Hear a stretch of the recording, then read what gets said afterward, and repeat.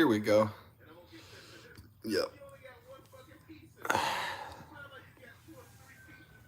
Go ahead and smoke some kush.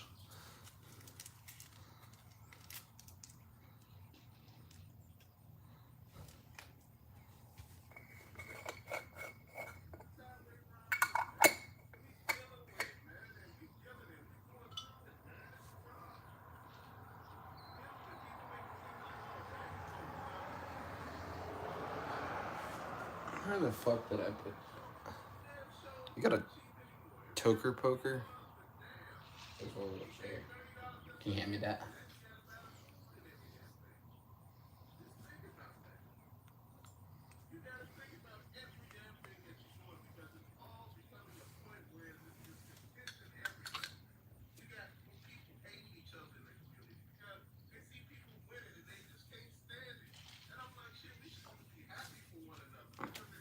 No, fuck them. I'm just kidding. Better than me, I know. I'm just kidding.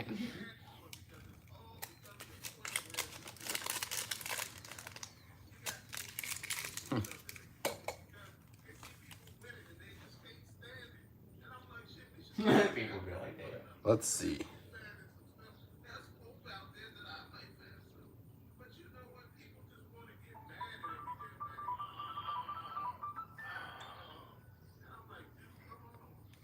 Yeah, there's not too much going on out here. Just because, you know, the Centerton police like to stalk me. We're going to go ahead and just record what I'm doing right now. Just so that way we get that out of the way. You want to see what I'm doing? Well, now I'm about to be smoking weed and blowing it out this window. And yes, I have a medical marijuana card, so it's legal. And there's nothing that they can do about it. And it's only happening because they wouldn't stop driving by over here.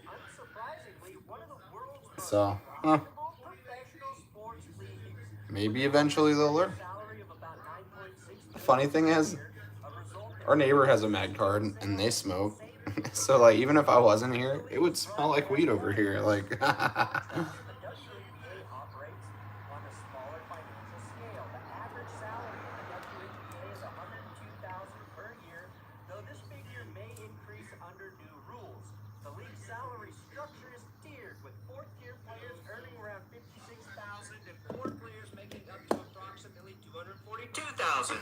Despite the lower base salaries, WNBA players have opportunities for bonuses and endorsements, though they are typically less lucrative compared to their NBA counterparts again. Now, much like the WNBA, there was a time when the NBA was in dire financial straits, with the key difference being there was no one keeping them afloat. But back in the late 70s, the NBA was wrestling with an image problem. There was a lot of drug use. Fans and executives didn't like that it was becoming a I'll have to look and find it. And I know I didn't finish it. Just 8,000 fans per game. Wow, I pushed this in there and pulled out and all of that. Finals were shown on a tape delay. If that gives you any idea of where interest was in the league. Then, of course, a couple guys by the name of Magic Johnson, a first overall pick out of Michigan in 1979, and Larry Bird, the sixth overall pick out of Indiana in 78, arrived on the scene, and the league took off in the 80s, expanding all the way from 17 teams to the powerhouse 30-team league we know today. It's hard to undersell how pivotal the Bird versus Magic rivalry was for the league. It had something for everyone. Pure basketball fans got to watch two of the best players on earth go at it. The rivalry dated back. You know the other crazy thing, bro? The Celtics were the bad guys. For people that want to stalk me so bad, they sure wouldn't fight me if they didn't have a badge or a uniform. I might get my ass kicked by one of them, I'll be honest, but they still wouldn't fight me. That's my point. They wouldn't fight me. Too pussy. They need numbers, and they need badges, and they need outfits. Like cosplay outfits to make them feel better. And people with the vested interest in the WNBA are hoping they're at a similar inflection point in its history. Enter Caitlin Clark. Oh, what's up, viewer? We're just smoking and blowing it out the window since the cops won't stop driving by. I have a med card, so it's not illegal. We're specifically doing that because the cops kept driving by, so I'm just going to blow it right out the window As you can see, I'm inside the house. Hey, I want you guys to look. I'll show you my medical marijuana card. This is perfectly legal. Y'all can suck my fucking dick. Here, just give me a second so you can suck it. Let me cover up some good information there. Oh, wow. Looks like he's doing that legal. You can suck my dick a little more. I apologize if you're not a cop and if you're in my live chat. But yeah, we're watching sports shit, and then we're going to be blowing weed out the window. With more people watching, broadcast deals are They going left to the become chat more immediately. expensive There's than 2 of them. networks. Players are going to get endorsements like they've never seen before, and the average base salary is going to get a huge bump. It's good for everyone playing. Of course, All it's right, not here we all go. gambling. A lot of Let's interest take a stems nice from the one. I didn't drama even with her fill the rival, bowl former all the LSU way. star Angel And Reese. you know why I did that? Rivalry born Just in so I could heaven. get that It's nice like smell the of name reefer right out the window Now, legally. The rivalry between Reese and Clark shares many similarities with the legendary Magic Johnson and Larry Bird rivalry. Starting with the face-off in the Whoa, dude, now the whole area smells like weed. See how that works? Go the fuck away, dickhead. Became the most watched women's college basketball event Yeah, ever. see how that Magic works? and Birds contest, the Reese-Clark Showdown I find this features really funny and basketball comical. trash talk. It's like y'all Reese can't handle the fact that famously legalization is taunted Clark happening. to her finger to show off Y'all her must championship ring. y'all must think that I have the Where biggest going? balls ever or The same way something. I taunted I my probably now do. wife with my ring finger when I wanted her to know it was time to propose to me. Since then, both players have become must-see TV, especially when they Ooh, damn, I blew it on the Confederate flag. Oops. But I don't even care about that flag. If any of you want my Confederate flag, you can have it. I don't even want it. Less than $75,000 from their teams this season. They have Yeah, secured I'm lucrative endorsement deals. Both were not really earning about that millions in flag. endorsements It's while just not still in really me, college, you know? With Clark reportedly signing a $28 million deal with Nike. Back in 1979, Magic turned down a Nike deal that would have paid him in company shares, which would now be worth $5.2 billion. He's still a billionaire with a net worth hovering I'm gonna around smoke some more weed. $1.2 billion. But Caitlin, Just if give me a Nike second offers here. you shares, I'm gonna take load it up. Also, don't forget, with my deal with Underdog Fantasy, if we get Let me 10,000 see. signups, they're not gonna pay me $1 billion. The itty bitty tiny little nugs. Again, Kinda cute, huh? that's good. Underdog, use it for my sake. Oh, let me get my handy dandy paraphernalia. I mean, legal weed grinder. Oops. Yeah, that's what I meant to say because it's legal. It's not paraphernalia. Now let me grind it like we're in Colorado, but we're really in Arkansas. Howdy, neighbor. Oh, look, there's a guy riding a bike. Howdy. Hey, look, there's a car right there. Hi. And believe me, she is white as fuck. So let's talk about that. Clark. They keep coming in and out. Like they're watching. They're pissed. I can't do anything about it. I can't do anything about it. You could go the fuck away and stop coming over here, and then I'll shut my fucking window. Anyone with eyes can tell you that some of these fouls are hard physical play. I can't even see Other if ones are just clearly targeted. anyone's watching. Oh, yeah, Player there. by WNBA standards. She plays a This finesse is actually style pretty basketball great. closer to Steph Curry than Magic Johnson. You know, if this doesn't get more subscribers, I don't know what will. Indoctrination into a physical game. Whether Clark is getting Sorry, the beginning of this was so boring. And of course, it's become an issue that's veered into the realm of race. Jason Whitlock has shared his Yeah, I like to two watch cents. my Bill sports Maher high. talked about it on I don't think there's HBO, any better way to and do it. US Representative Jim Honestly, I like to do pretty much anything high, as long as it's legal. Kathy Engelbert. You know, Saying breaking the Clark laws has for experienced losers. resentment Like Cody and Harper, repeated attacks from stealing fellow from the players. city and never paying it back. They're baiters. That's Not for losers, right? race exclusively. Running stop signs and not using turn signals is for losers. Even a stoner could do it. Even a caveman could do it. You know what I mean? Like, if you can't use a turn signal, you're fucking retarded. In the state that I'm from, if you don't use a turn signal, the cops will literally call you out and tell you that you suck at driving. So that's all. You might think that I sound like a Karen because I complain about it. I'm like, Well, just wait. I want to see one of these cops go to the state I'm from and try it. They're going to get pulled over and get a ticket just like everyone else. You know what I'm saying? We need to end qualified immunity just like Colorado. Yeah, pretty soon this state will be just like Colorado. Just like Missouri. Heck, I heard that they're trying to expand the amount of police they have here, even though they are over-policing. You know, there's so much beauty behind freedom of speech. I can say whatever the fuck I want as long as I'm not threatening anyone. I could say I'm going to smoke this bowl right now legally and I'm going to blow it out the window. A lot of comments like that are just silly and come off as gatekeeping or jealousy. There's also the team yeah. That was really fun. Should we do it again? I think it'd be funny if the whole department was watching this. They'd be like, I can't believe it. Can you believe it? I can't believe it. This guy's over here in Centerton smoking it up in Seatown. On the west side.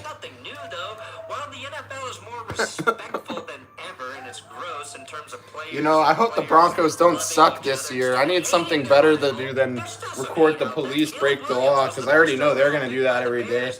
I don't know if the Broncos are going to win every game that they play, so at least there's some sort of a surprise there.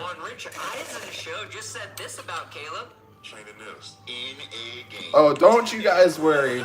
There's going to be one of these times where you try to fuck with me. I'm going to turn the tables legally. I'm not going to do anything messed up or anything like that.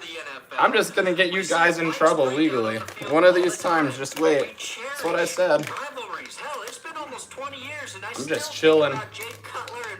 I don't even go outside. Hi, I really don't.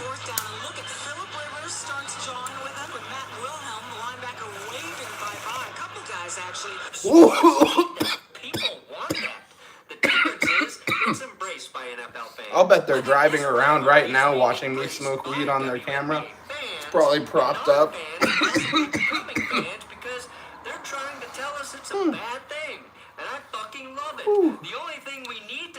I don't know if I could make it so that way you guys can comment or not.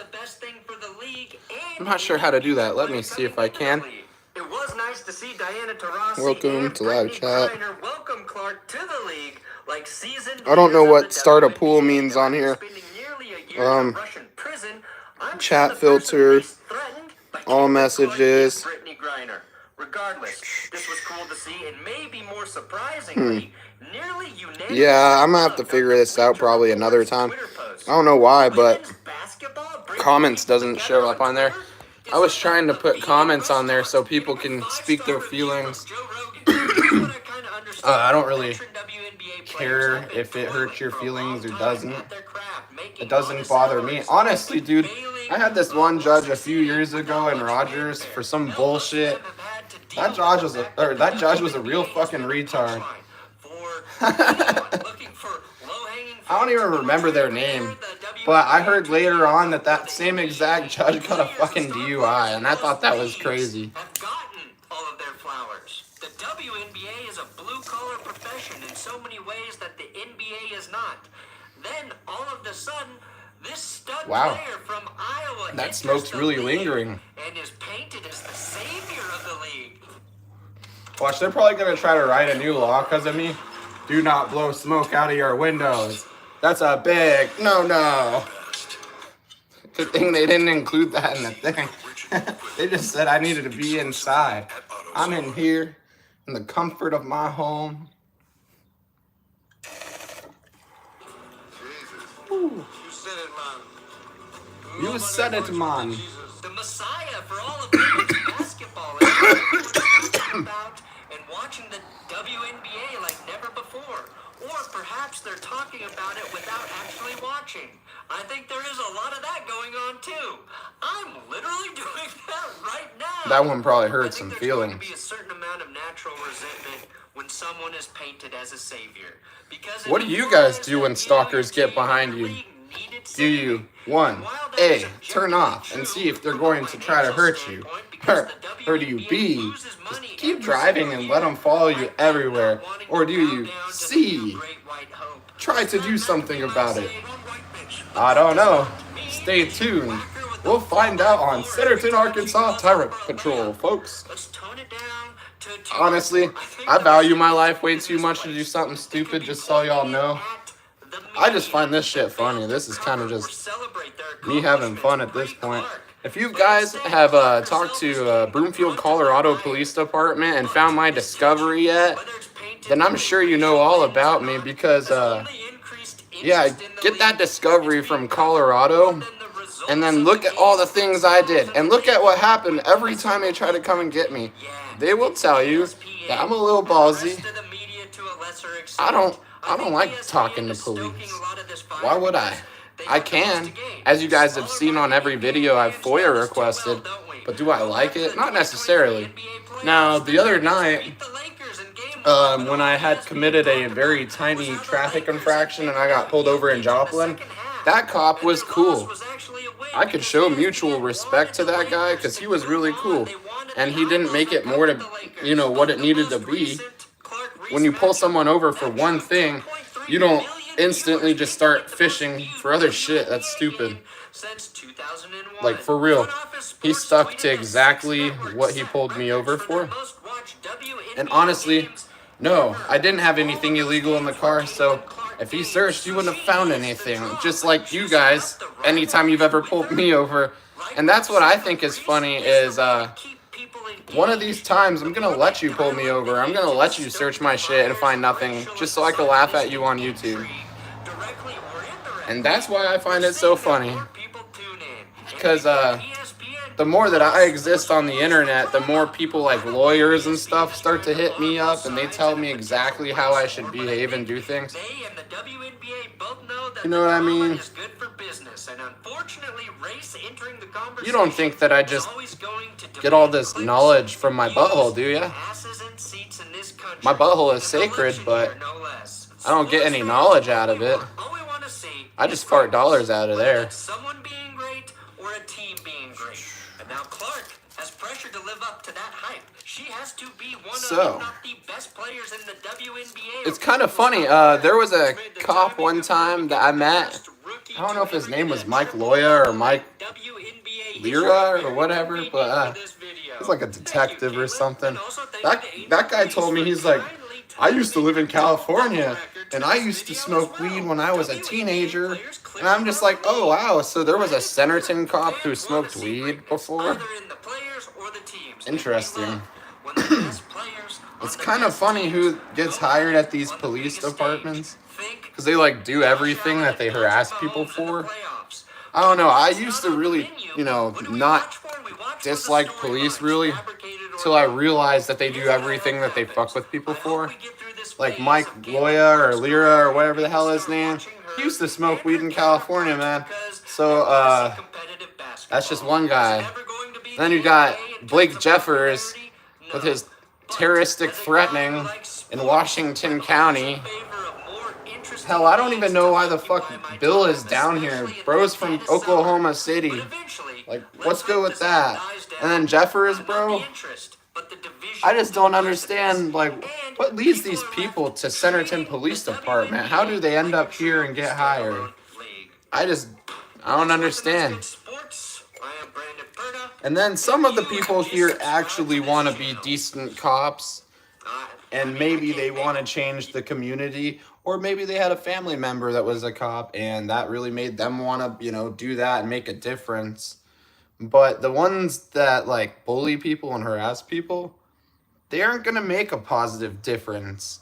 Like, people are going to look down on them like Willis. I have a video where Willis literally belittles this one driver because he has an accent and he's not from America or whatever. Yeah, that's not cool. That's bullying. I mean, we were all in high school once. We all had bullies and friends, right? You can tell the difference. No one likes getting bullied. Like I said the other night in Joplin, that cop was super cool. We actually had a conversation, and I felt like he was my buddy. I'm not even going to lie. I felt like he was my buddy. And he told me that I was correct about the statute of limitations, and I asked him a few other questions about the law, and I know for a fact a lot of the shit you guys do here is not legal. Other people in other states that are police have told me the same shit, dude. I got a friend in Colorado right now, and I could hit them up and I could ask them. They're a police officer. I could ask them if any of the shit you guys are doing is legal, and I can have them look at the Arkansas law if I really want. It's not that hard. A lot of you guys run warrants and shit locally. In Colorado, we run it nationwide, baby. You know what that means? We could see if you had a warrant in fucking Tennessee and New York or whatever. But I will say, one time I was in Broomfield, Colorado, and I got pulled over because at the time I was driving a car without a license. I'm not even gonna lie. That was stupid. I shouldn't have did that. I deserved to get pulled over that day. The cop was actually cool and he let me go with the car, but I did get a ticket, and I think he gave me a ticket for speeding because I was going like 5 over that time. And normally you wouldn't get a ticket for 5 over, but it was in a residential. So he gave me a ticket for that, but he didn't give me a ticket for the like no license part. And yeah, I got a license in Arkansas and insurance on my vehicles, so I don't worry about that. But yeah, that cop, he was cool. That's what I'm saying. But he asked me, because at the time I had a warrant in Rogers because I didn't go to court, because fuck court for weed. That shit's stupid. It was over like a gram of weed. Why the fuck would I go to court for that? That's stupid. Like, statute of limitations exists, guys. Fuck that. So he asked me if I had a warrant in Arizona, and I told him no, but I used to live in Arkansas, and I said, so what's the abbreviation you're getting confused by? And he confused Arkansas's abbreviation with Arizona, which I'm not sure how he got the AZ and AR mixed up, but it's whatever. And basically, he was just like, yeah, I think you have a warrant in Arizona. When are you gonna go handle that? And I made him laugh because I corrected him and I said Arkansas. And I just told him eventually. He let me go and he laughed. And then I came here, and I remember that Centerton Police Department knows the time that they had Rogers come and cite me out was for that exact thing. So that was the time that Rogers came and cited me out, and then I got a medical marijuana card. But you know what's crazy? I had the card on its way in the mail already when the whole situation happened, and it was unnecessary. So I don't know. At the end of the day, who gives a fuck? Like, for real, who gives a shit? And if you guys are in Arkansas and you're smoking and you don't have a med card, I would recommend that you do get a med card, because it's not worth getting in trouble for without it. It's going to be legal here soon. So just like Missouri, I mean, there's not much you can do when the state right next to you, you know, basically it's legal there. I mean, how are you going to fight that? You can't. So in other words, it's going to be legal here soon anyway, but for the meantime, you should really get a med card, so that way if you do get pulled over ever and you have your medical prescription, you don't get in trouble. But yeah, I mean, no one should be in a damn jail cell over a plant ever. Nobody dies from weed. People die from cops every day. People die from crack or whatever the fuck, but you're not hearing about them die from just regular weed. Now, I heard some weird ass shit on the news about apparently some people were dying off of fentanyl laced weed. Fuck no, I never even heard of that till the news said it. But that's what's crazy to me is, like, who the fuck would do that? It's such a peaceful thing that nobody dies from.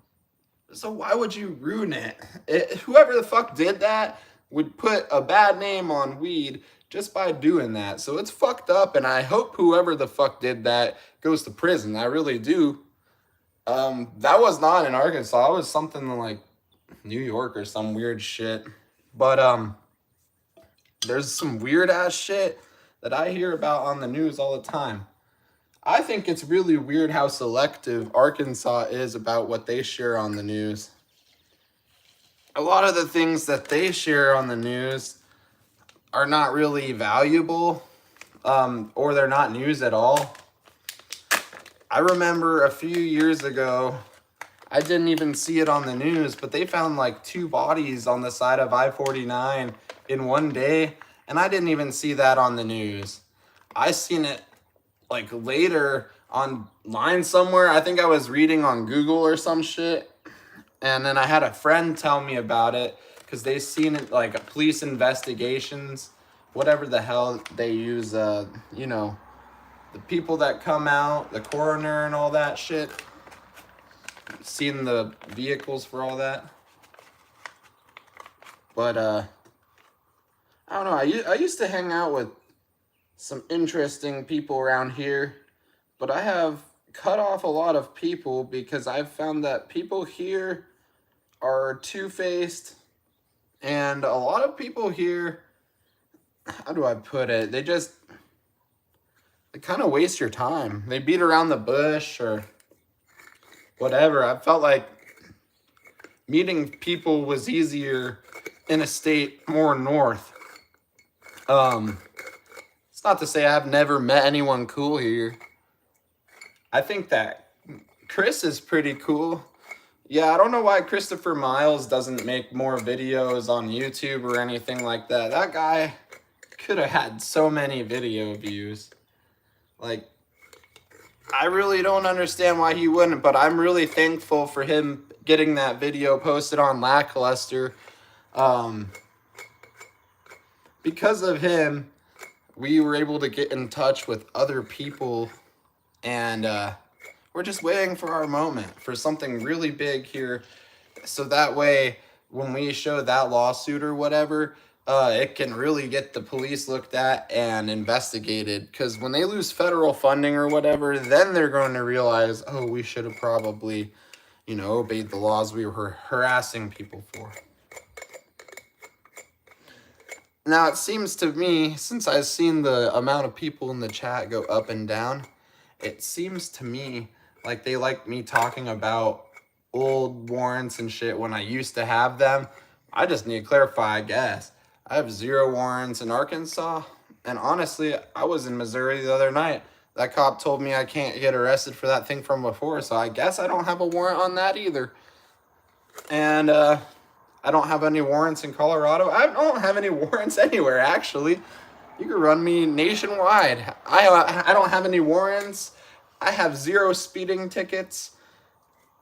I have a really, really, honestly good record when it comes to driving.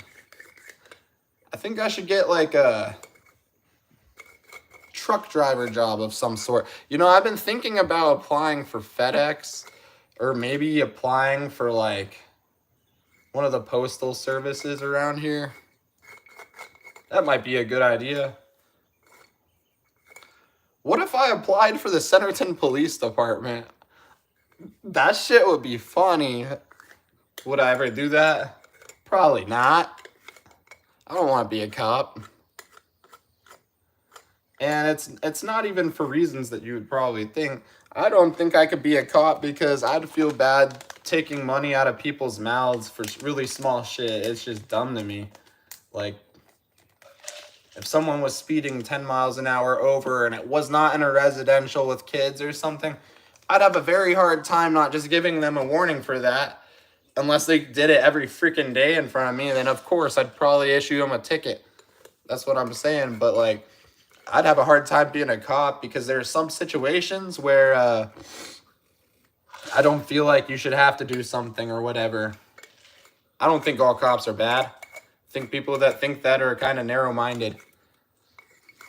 When I go to certain places, certain states, like, I truly do feel like safe and like I could talk to the police. When I was in Oklahoma City one time going to a Thunder game, my friend was wearing what was it, Golden State Warriors thing, and this one cop was just joking with us. He's like, you know, you guys are gonna lose, right?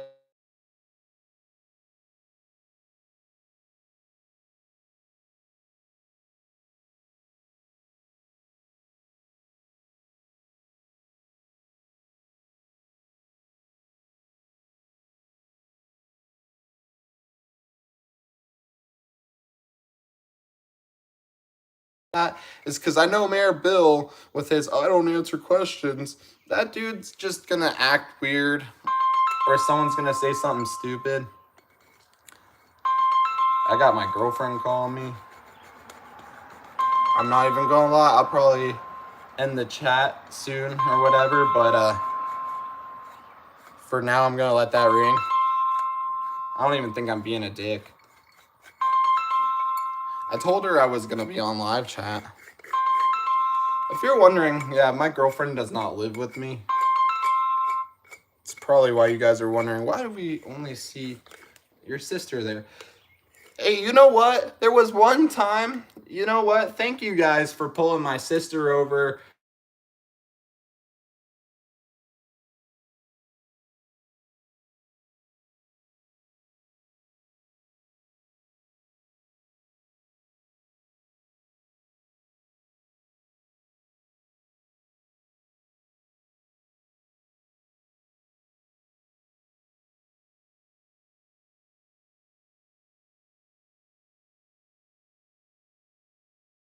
But for some reason, I guess the daytime running lights or something on the 97 or whatever are different, she claims.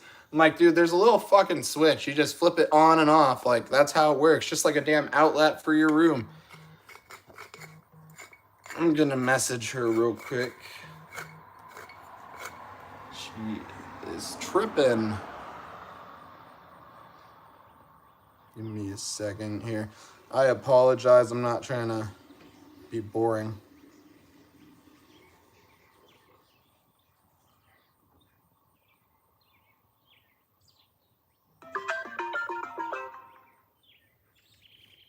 What's up? I'm on live chat, by the way, on YouTube, so everyone on the world can hear you. She hung up. That's funny as fuck. I told her before I was even on here that I was going on live, so I don't know how the hell she would even, like, she's all blowing up my phone, and I'm like, I told you I was going to be on live, you know?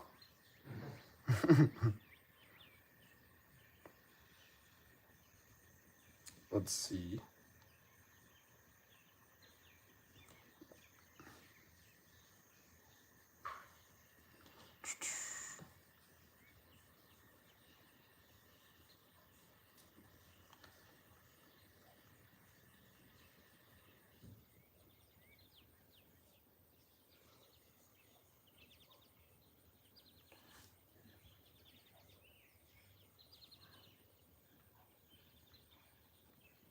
Sorry, you know how women are. I'm not trying to make her mad at me. Oh.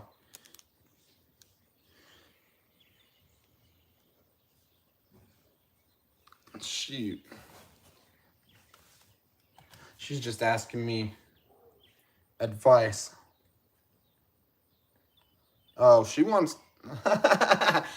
She always wants to hang out.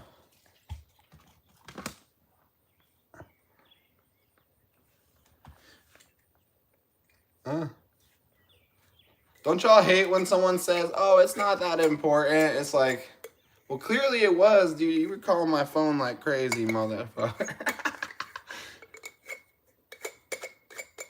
You were calling that thing like crazy.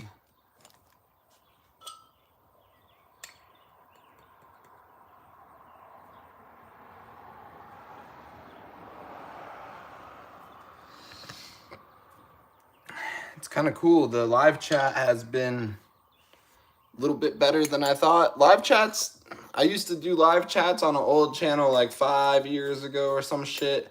I had a channel in Colorado, and I'm not gonna lie, it was pretty fucking stupid. Like, it was really stupid in my opinion. Just because, you know, it was all about smoking weed. It was a legal channel. I just felt like it was stupid. You gotta do more than just smoke weed on your YouTube, you know what I mean? Like, when it comes to me, I like to get out there and get active. If I say I'm gonna go record content, I really will. But I just want y'all to know, I don't post the cops that don't break the law. If I record you and you're not breaking the law, I delete that because it wouldn't be fair.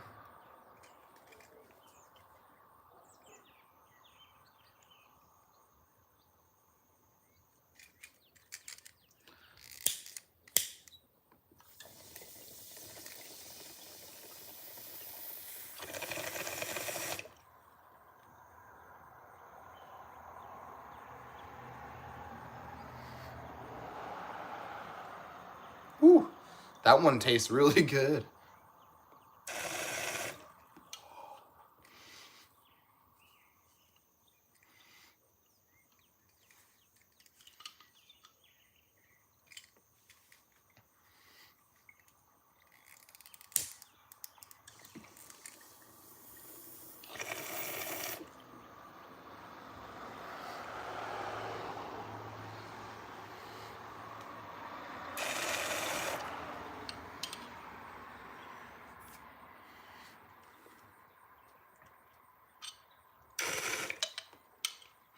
Yeah, you know what's funny? So even if I didn't live here, the whole entire block would probably continue to smell like weed because my neighbor has a med card and they smoke weed, ironically. So it's kind of funny to me. Like the house right next to me, they have a med card. I'm not lying. I don't know if you guys have some database you could look that up in, but if you do, you'd probably know. Honestly, one of y'all should tell me, like, is there a database that y'all could look up? Because I remember years ago when my brother had a card, they ran his card number or something, and they said, yeah, it was valid or whatever. And that was in Centerton. And I don't know. I'm not sure how they did that. There must be something on the computer or whatever, some sort of program or software that lets you know.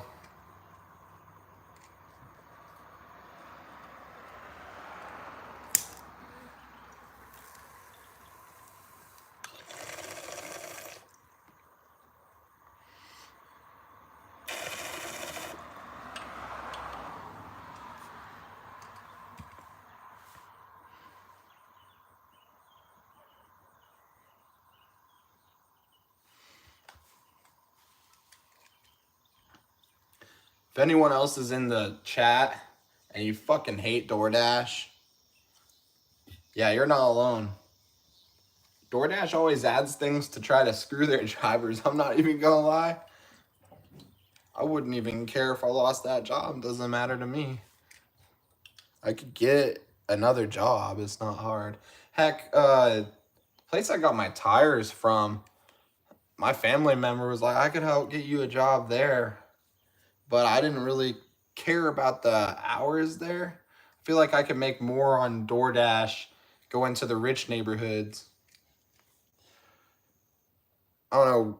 It's like when you were a kid and you went trick-or-treating.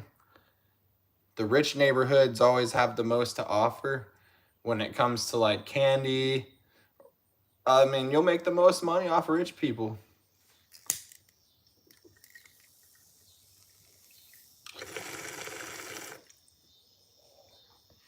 I don't even really consider anything in Centerton to be rich. I think there is one gated neighborhood, and that kind of looks somewhat like half-ass rich.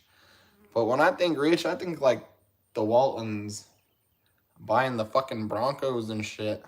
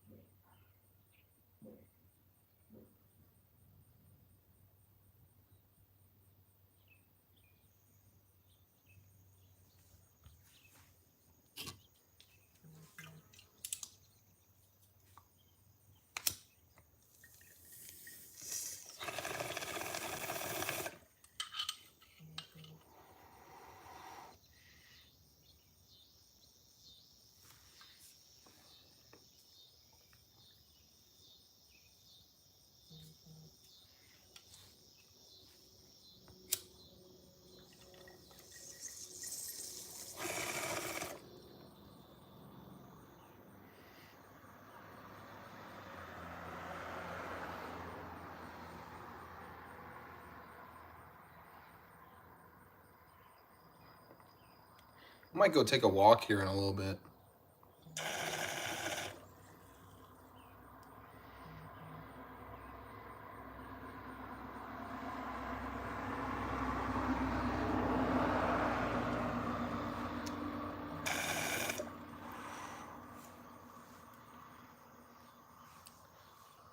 Gotta throw on some video or whatever. It's kind of quiet in here. Let's see. I really like to watch videos and stuff that teach you something. Did you guys ever see the video that talks about...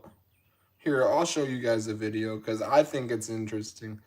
If you guys can see it from there, which you should be able to. My phone, this phone should be able to record in 4K.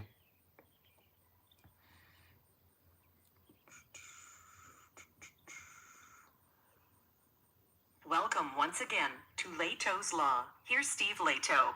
There'll be a brief ad at the end of this video. Now, we are living in a surveilled society. We're under surveillance all the time. All the time. God damn it. What the fuck? Every time. Put a damn video on.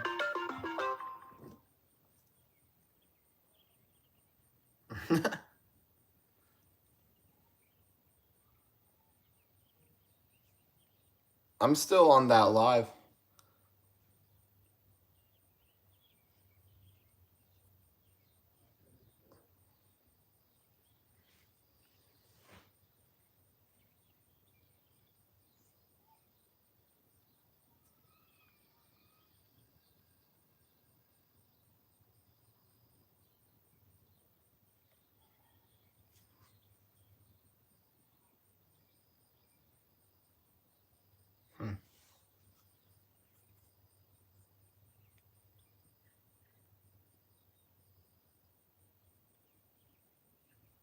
Under surveillance all the time, and it ain't getting better.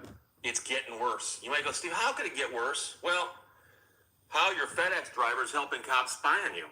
That's the headline from the Daily Mail. Alex Hammer wrote this, but widely reported, including Forbes magazine and elsewhere, that FedEx is now working with the police, I'm gonna turn on a using light. cameras to keep an eye on you and me. FedEx is using AI-powered cameras installed on its trucks to help aid police investigations, a new report has revealed. The popular firm has partnered with a $4 billion surveillance startup based in Georgia called Flock. See, anything you guys have Flock here, Safety. they had in Steve, I've heard of that Colorado name like 10 before. years ago. Flock. Have you mentioned it before? Why, yes, I have. They specialize in automated license plate recognition and video surveillance, and they already have a fleet of around 40,000 cameras across 4,000 cities in 40 different states. So much of the country already is being surveilled by Flock cameras being used by various governmental authorities. FedEx has teamed up with the company to monitor its facilities across the U.S., but under the deal, it's also sharing its Flock surveillance feeds with law enforcement, and is believed to be one of 4 multi-billion-dollar private companies with this arrangement, which is leading critics to liken the move to rolling out a mass surveillance network, as it emerged that some local police forces are also sharing their Flock feeds with FedEx. So everybody's watching everybody and sharing the information with everybody. A policy analyst with the ACLU told the Virginia Pilot, there's a simple principle we've always had in this country, which is that the government doesn't get to watch everybody all the time just in case somebody commits a crime.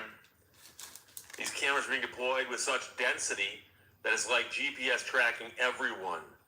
In response to Forbes' report that FedEx is part of Flock's surveillance system, he told the outlet it raises questions about why a private company would have privileged access to data that normally is only available to law enforcement. He went on to bill it as a profoundly disconcerting concept. Now, the safety cameras are used to track vehicles by their license plates, as well as the make, model, and color of the cars. Other identifying characteristics are also monitored, such as dents and even bumper stickers. And that is, of course, about the cameras that are, set up all around places that pick up traffic. A staff attorney at the Electronic Frontier Foundation warned that FedEx's participation could prove problematic because private firms are not subject to the same transparency laws as cops.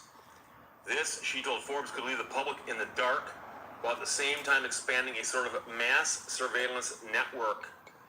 The Shelby County Sheriff's Office in Tennessee confirmed its partnership with Flock in an email to Forbes.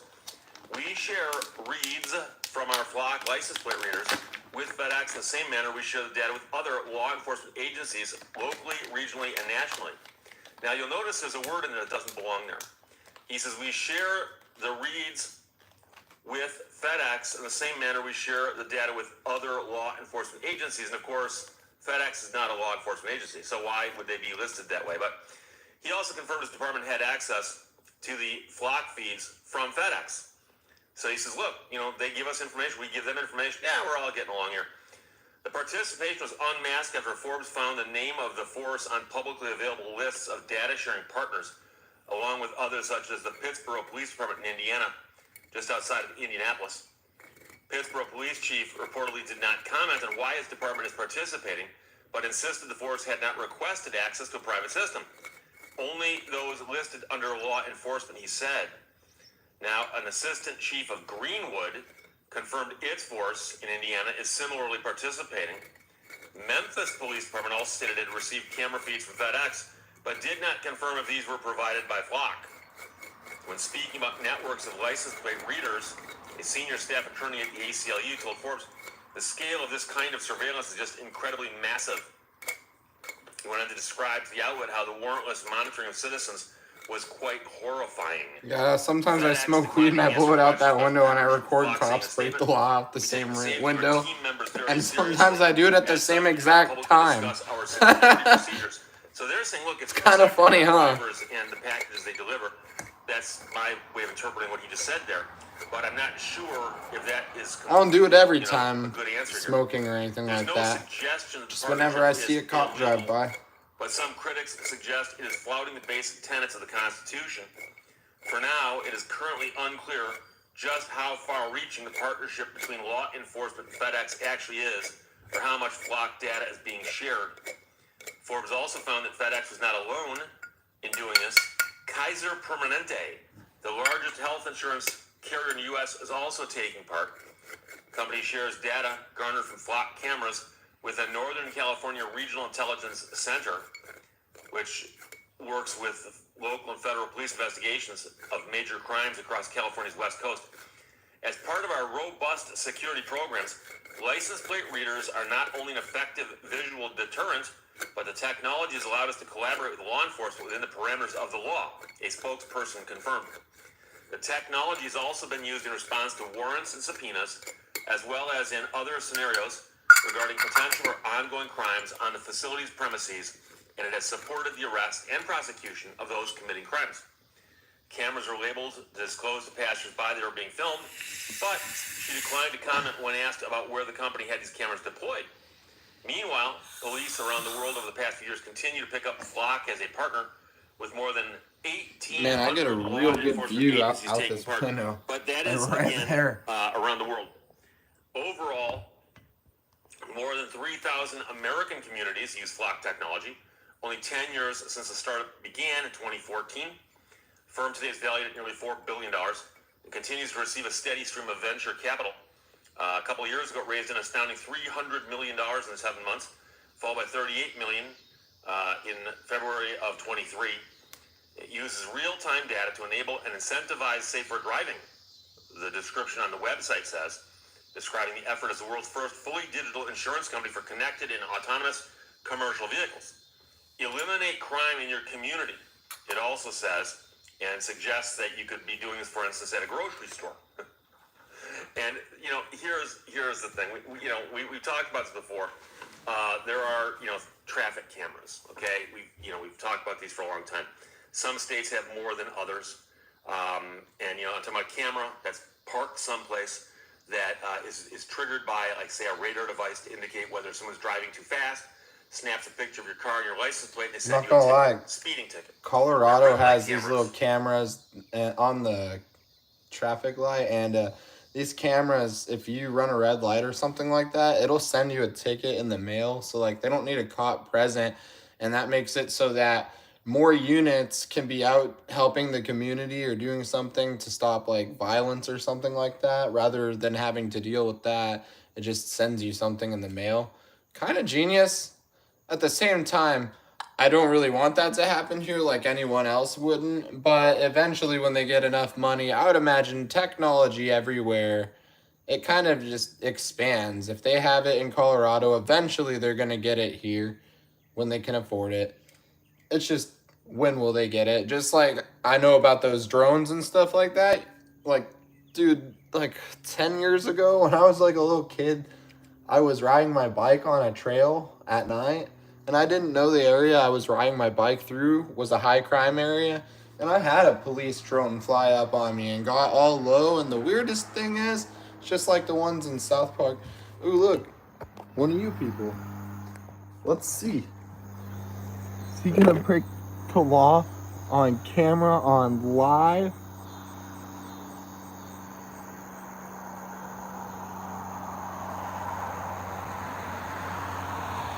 They're probably like, oh, is that guy too high? Is he not gonna notice when the police drive by? They're probably watching it while they're driving. Man, that's crazy. Ain't that crazy? They're like, watching me, watching you.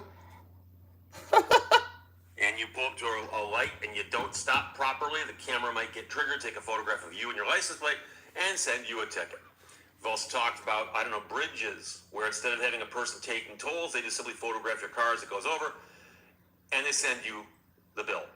And so, it's getting more and more common that things like this are out there. But I remember not too long ago them talking about installing these things in a community in Michigan. And they simply said, look, there's this one major intersection that's like the heart of this particular community. And they go, so many people go through that intersection that we simply installed cameras there and recorded every single car that went through in real There's time. one for the one that drove by. Color, along with the license plate. It would help us fight crime.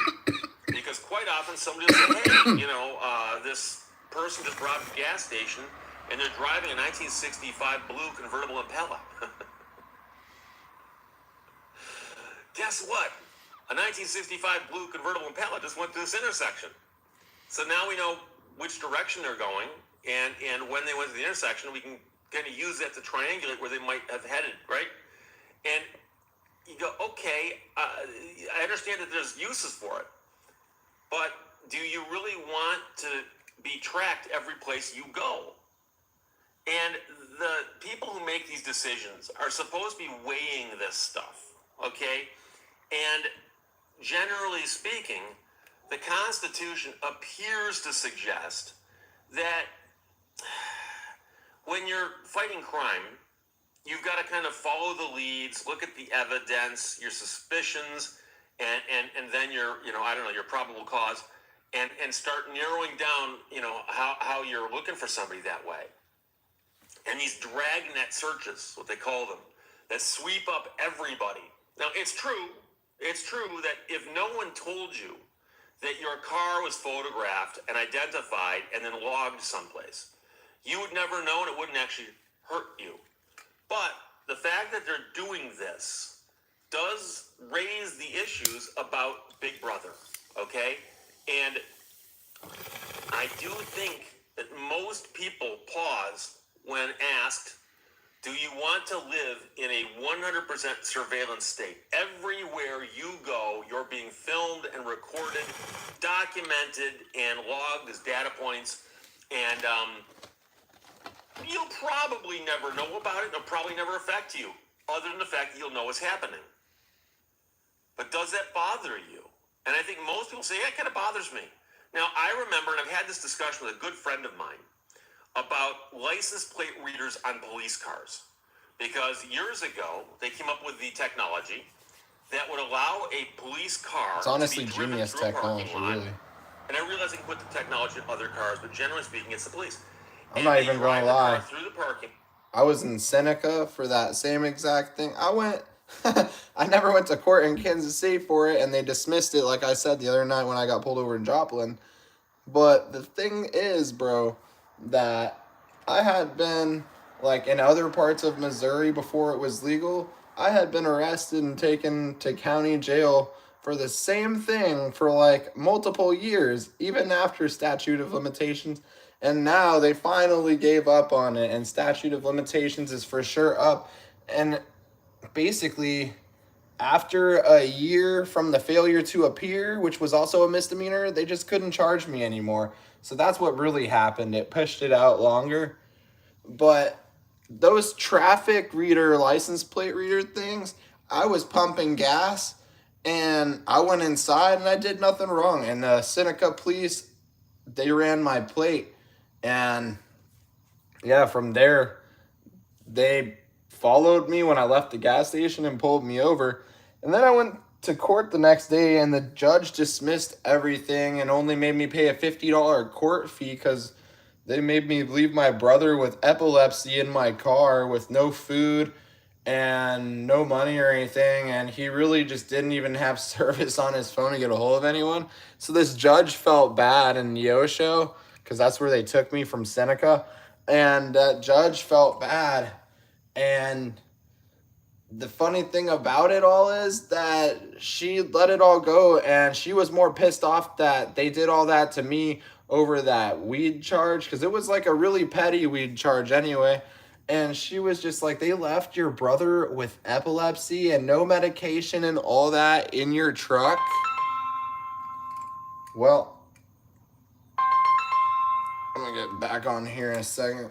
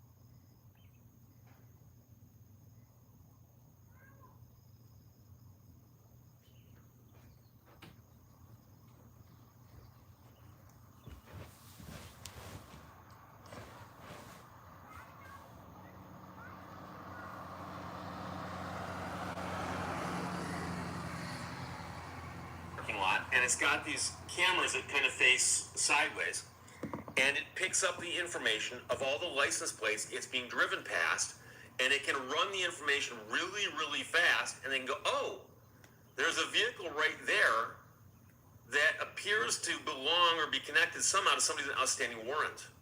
That's interesting information to know. And when I first heard about this, I thought to myself, well, you know something? That's not that big of a deal to me, because a police officer could drive through the parking lot and, using his eyes, look at the license plates and then call them in or type them into a machine or whatever he does to run license plates. And I thought, so all the machine does in this situation, the reader, is it allows the officer to run them faster and, in essence, process more of them than he could humanly otherwise in the same amount of time. But it's still license plates that are available to be seen by the naked eye. And in the example of a parking lot, it's not at your home, it's at a parking lot. And so it seemed to me, I thought, you know, that's not that bad. It's just the machine making the officer more efficient because he can do more cars that way. And I thought, you know something? For just one little step right there, I don't see a problem with that. Now I see the problem. Because no matter what you think technology's limits are, it'll go farther. And I remember a time when data, the storage of data, was such a problem that we all thought, oh, no one would ever sweep up everything, because where would you store it all? Oh, it turns out now they've got storage for that. They got storage for that. Not a problem. Not a problem. So the fact that there are, I don't know, 40,000 cameras across 4,000 cities in the United States sweeping up data continuously, will they run out of storage space? No. Will they ever get that memory full thing? No. No. And that is the problem. So I have an issue with this, and I find it concerning. But again, there's nothing illegal about it. But unfortunately, FedEx is a company that I've got stuff delivered to me recently by FedEx. And, you know, it does bother me that more and more places are saying, okay, we'll put in cameras and we'll basically connect ourselves to the network, because pretty soon we will live at a point, if nothing stops us, where everywhere you go, you could be on camera being tracked. And don't worry, we'll only use the information under the proper circumstances. And we all know what happens, among other things. Think about all the times you've heard of police officers getting in trouble for running the license plates or driver's licenses of people they just felt like looking up. Did they stop in traffic? No. Why are they looking it up? Oh, it's somebody that they're mad at, or it's somebody of the opposite sex they'd like to get to know better. Oh, they'll look up her driver's license, see where she lives, maybe start driving by her house now. See if she likes a man in a uniform. So this to me is a concern. So it's where we are right now. We'll see if it keeps creeping in that direction, or if maybe we can kind of slow it down. So Blake and a bunch of other people said that. Thanks a lot. That version is from the Daily Mail by Alex Hammer, but it's reported widely, including in Forbes and the Virginian Pilot. How your FedEx driver is helping the cops spy on you. Questions or comments, put a below. Let's talk to you later. Bye-bye. I told you there'd be an ad at the end of the video, and here we are, talking about Factor. Factor makes meeting your nutrition goals easier than ever by delivering fresh, never frozen, dietitian-approved meals right to your doorstep. Team of gourmet chefs create each meal using only ingredients. Yeah, that's the neighbor's dog. If you guys want to see, it ain't my dog. In this corner here, I'm going to show the video of me putting the box on the counter when I got it yesterday, slicing it open, pulling out the meals. Ain't my dog making making that noise. Putting one in the microwave. I'll cook it on camera. You'll see me cook it on camera. You'll see how little effort goes into this, and the meals taste great. And here's the thing. You know, if you wanted to, you buy a cookbook, buy all the ingredients, go do all the shopping, do all the prep, make yourself all these great meals, and then clean up and think about all the time it takes. Who's got that kind of time?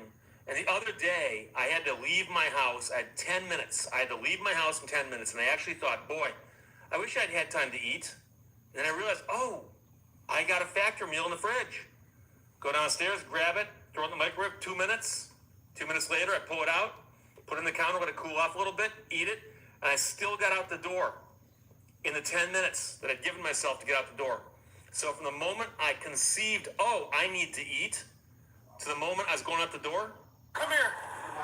Come here. I'll tell you. Let's get this. What the fuck? This phone is doing some weird ass shit. Come here. I'll tell you. I want you to come here. Okay. Do you see anything? Oh, yeah, look, no cap. I'm not even gonna touch it. It's blue hundreds right here. It's all the blue hundreds are right there behind that receipt. Thank you. All that's my money. He didn't have that. This is your money? Yes, I heard him crumble it up. Thank you. Welcome back to We the People University. My name is Abaya Israel, former police officer and former sheriff's deputy. Come here. That cop got caught stealing that guy's cash. Like, actually, there's a longer video of it I've already seen.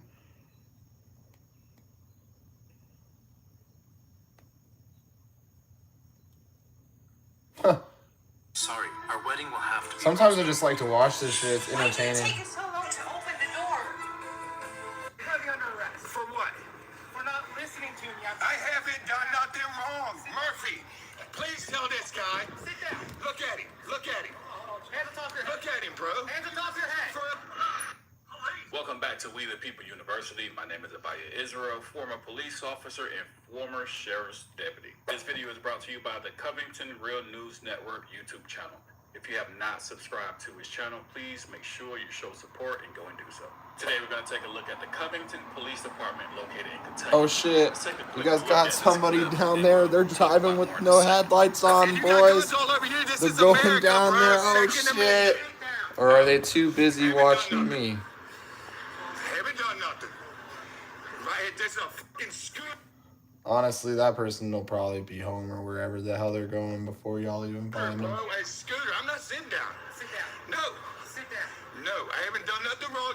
You don't just have Some automatic interesting authority shit. over me. Sit down. This is America. Sit down. You take I wish me, you I'm gonna fuckers shoot would the have shit out caught of them people that were mudding right over there in that mud over there. Some fucking Dodge truck. I don't know, man. This guy. Sit down. Look at him. Look at him.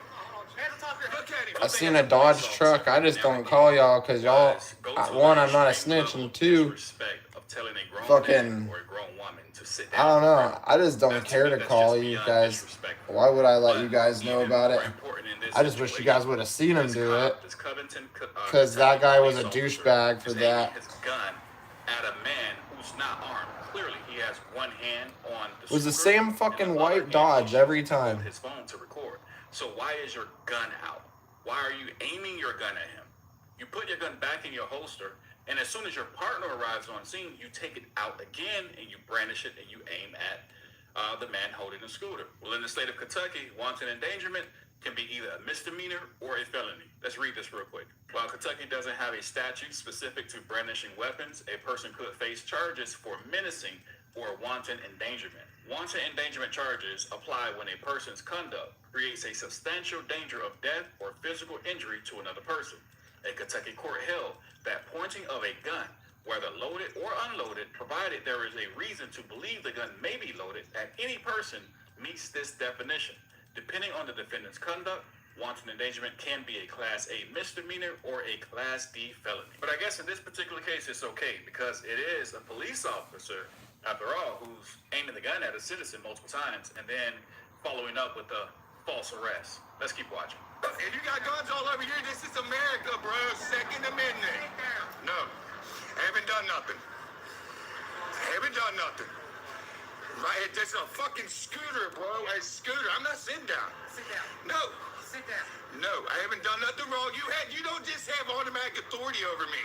Sit down. This is America. Sit down. You tase me, I'm gonna shoot the shit out of you. You're gonna be under arrest. For what? For not listening to me. I haven't done nothing wrong. Murphy, please tell this guy. Sit down. Look at him. Look at him. Hands on top of your head. Look at him, bro. Hands on top of your head. For a scooter. Hands on top of your I head. haven't broken the law, Murphy. Personal talk. I haven't broken the law. You can't just roll up and have authority on me. Look, he's gonna lose his immunity, bro. Settle it. Top of your head. Murphy, de-escalate. Listen. He doesn't just have authority over me. I haven't done nothing wrong, Murphy. I'm riding a scooter, bro. You don't have authority. Just Unless I break a law, bro. Think about it. We talked about this. What law have I broken? You're failing to follow civil instructions. You're trying to talk. You don't just have authority over me, Murphy. Y'all don't just have authority over me. I have to break a law, commit a crime, bro. I'm riding an electric scooter, Murphy. We're going to put you in cuffs. And look, you know why I'm riding it, right? Why? Put you in cuffs. Why? Wait, you're acting. He wants me to sit down, bro. Look. Quick. Let's fight. I'm not going to fight, Murphy. Murphy, you know my back's fucked up, bro, right? I'm riding the scooter, Murphy. You're just going in there wrong, bro. I'm over here. What am I supposed to do, bro? I just showed up to the I've shared my thoughts and how I was trained several times on this channel. When I came out of the academy, if I, as a police officer, told you to stop walking, I believe you were supposed to stop walking. If I, as a police officer, told you to come here, I believe you were supposed to come to the point where I was. Such horrible training and brainwashing. I had to go back and re-educate myself because something just didn't seem right. And I'm glad I did. But so many police officers are not doing the same.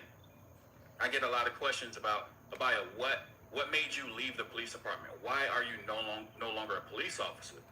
I have a video on my channel, and I'm going to, I guess, make that the trailer of this channel. So whoever wants to know the answers to those questions, you guys can go watch the video. I also wrote a book. The link is down below in the description section, also pinned in the comments, where you can actually read in more detail of the things I experienced while being a police officer.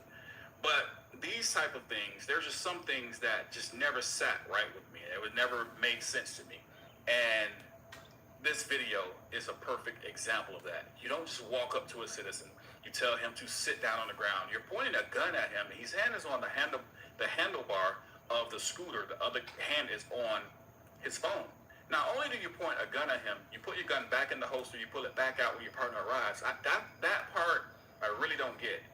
Now that it's more officers on the scene, what was the point of pulling your gun back out? Like, what made you fear to the point that you believed you needed to pull your gun back out of your holster?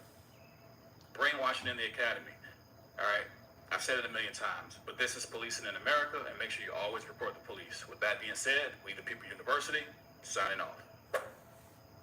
Always record the Welcome to police. Vigo Debate, the premier online sports debate show where engaging discussions.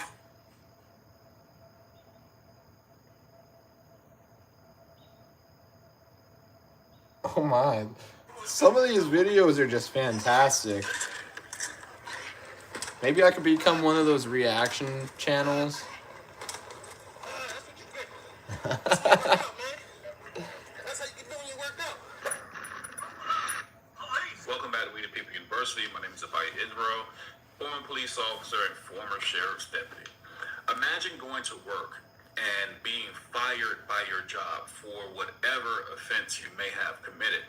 And then imagine that same company rehiring you. You know, typically that doesn't happen for the rest of us, but in the world of policing, that happens more than you may think.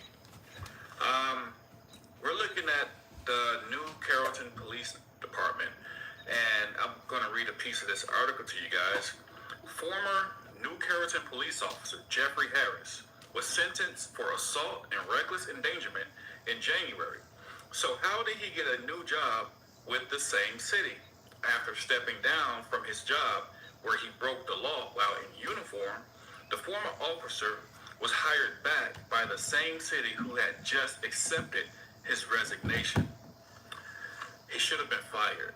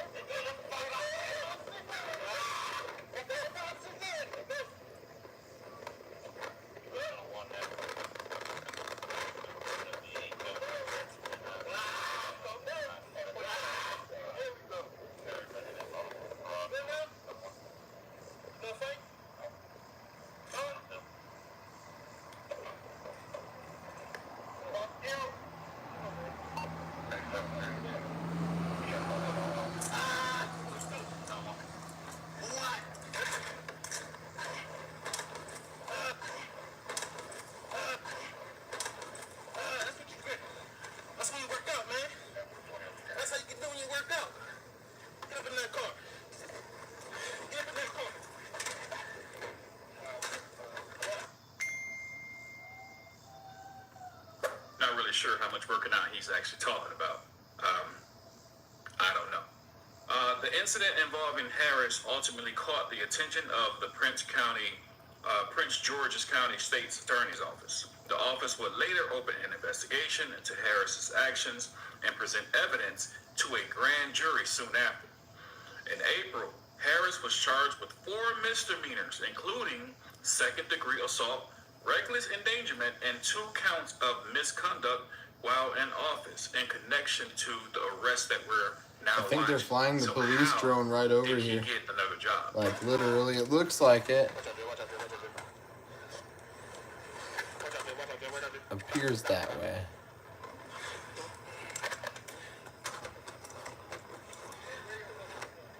What's up? What? Oh, okay. Here, get a minute. Go. We can clearly see that this officer, Officer Harris, or former Officer Harris, he is enjoying this arrest, this vicious arrest, way too much. Be sure to watch to the end of the video, and let's see what type of reward he got for his heroic efforts. That was in his back pocket. Alright. I gotta go again. Oh, dude.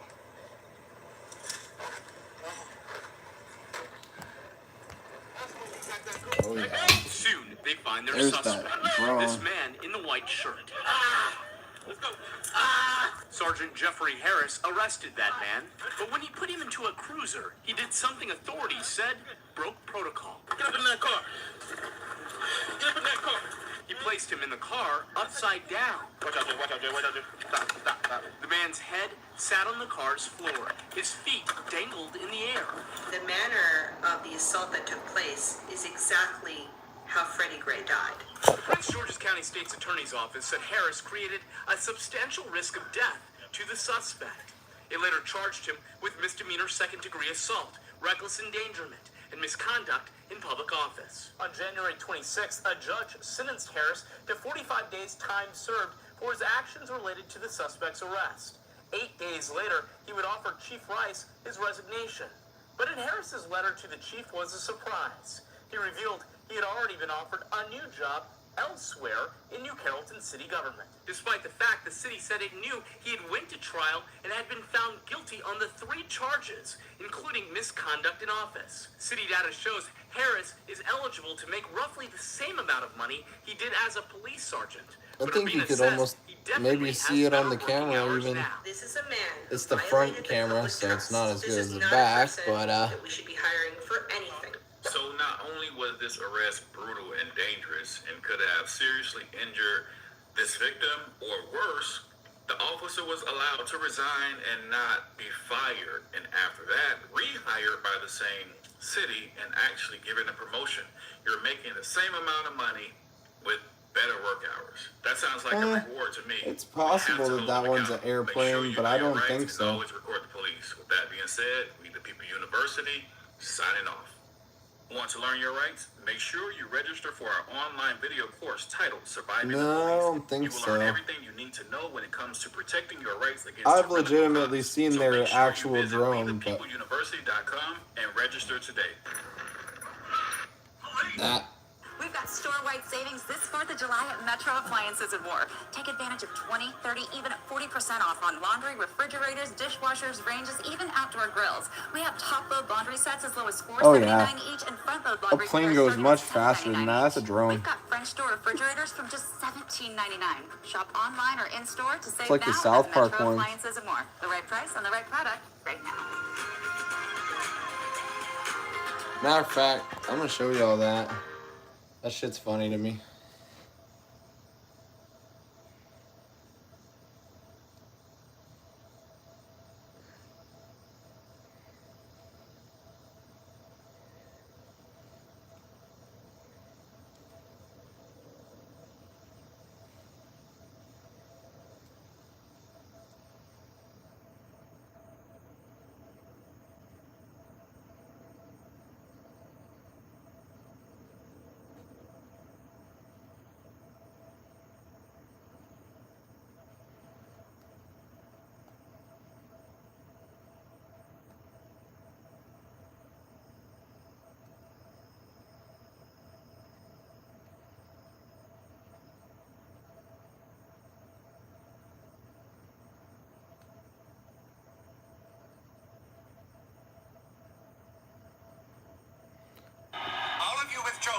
Please listen to me.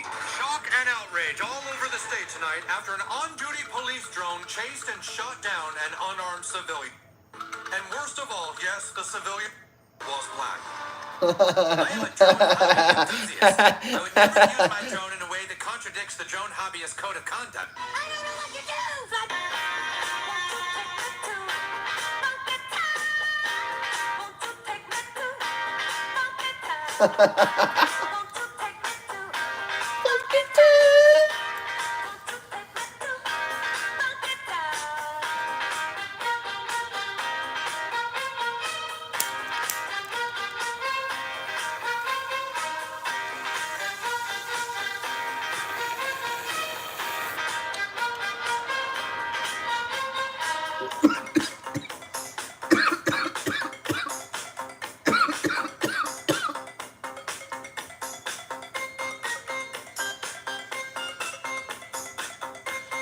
What the hell are these drones doing?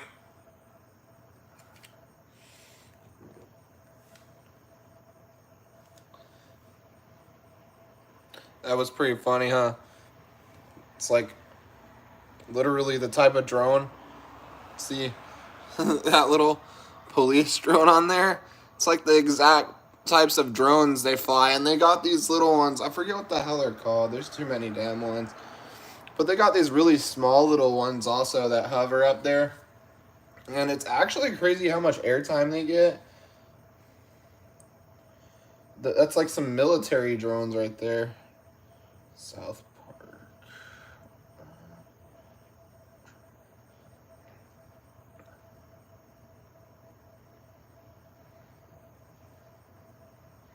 Let's see. Hey, douchebag, you doing anything here? Hey, Eric. I'm just looking at a video of bird eggs that I took. Oh, god damn it, nobody's doing anything here. I'm so bored. Everything is so stupid. I don't know, this bird nest is pretty neato. No, it isn't. My dad and I shot it yesterday at the lake. That's stupid. You can see the mama bird fly in. I'm dying of boredom. We took all kinds of videos with this drone. What did you say? You know, those drone things. You can make it fly anywhere and shoot video and stuff. Your dad has a drone? Oh shit, a June bug guy in here. Out my house, motherfucker. It can fly like a quarter mile away from whoever's controlling it. Yeah, he went out there. Right Fuck that motherfucker. Don't touch the propellers. You want to take it out for a spin? Are you crazy? This is my dad's drone. Do you have any idea how much fun we could have with this thing? We can spy on everyone. My dad said it's not for spying on people. Butters, that's all drones are for. If we use it for a couple minutes tonight, your dad will never know. Well, he'll know. You can hear it take off. Okay, good idea. We'll take it over to my house. Come over after dark, and don't tell anyone. No, Eric, I don't want it. Oh, shit, it's your dad. Go, go, go. I'll see you later at my house. Butters, are you home? Coming, Dad. Come on down South Park and meet some friends of mine. Butters, is that you? Yeah, it's me. Nobody followed you, right? You didn't tell anybody. Of course not. All right, come in. Kenny's here. I told him all about it. What? You said nobody would know.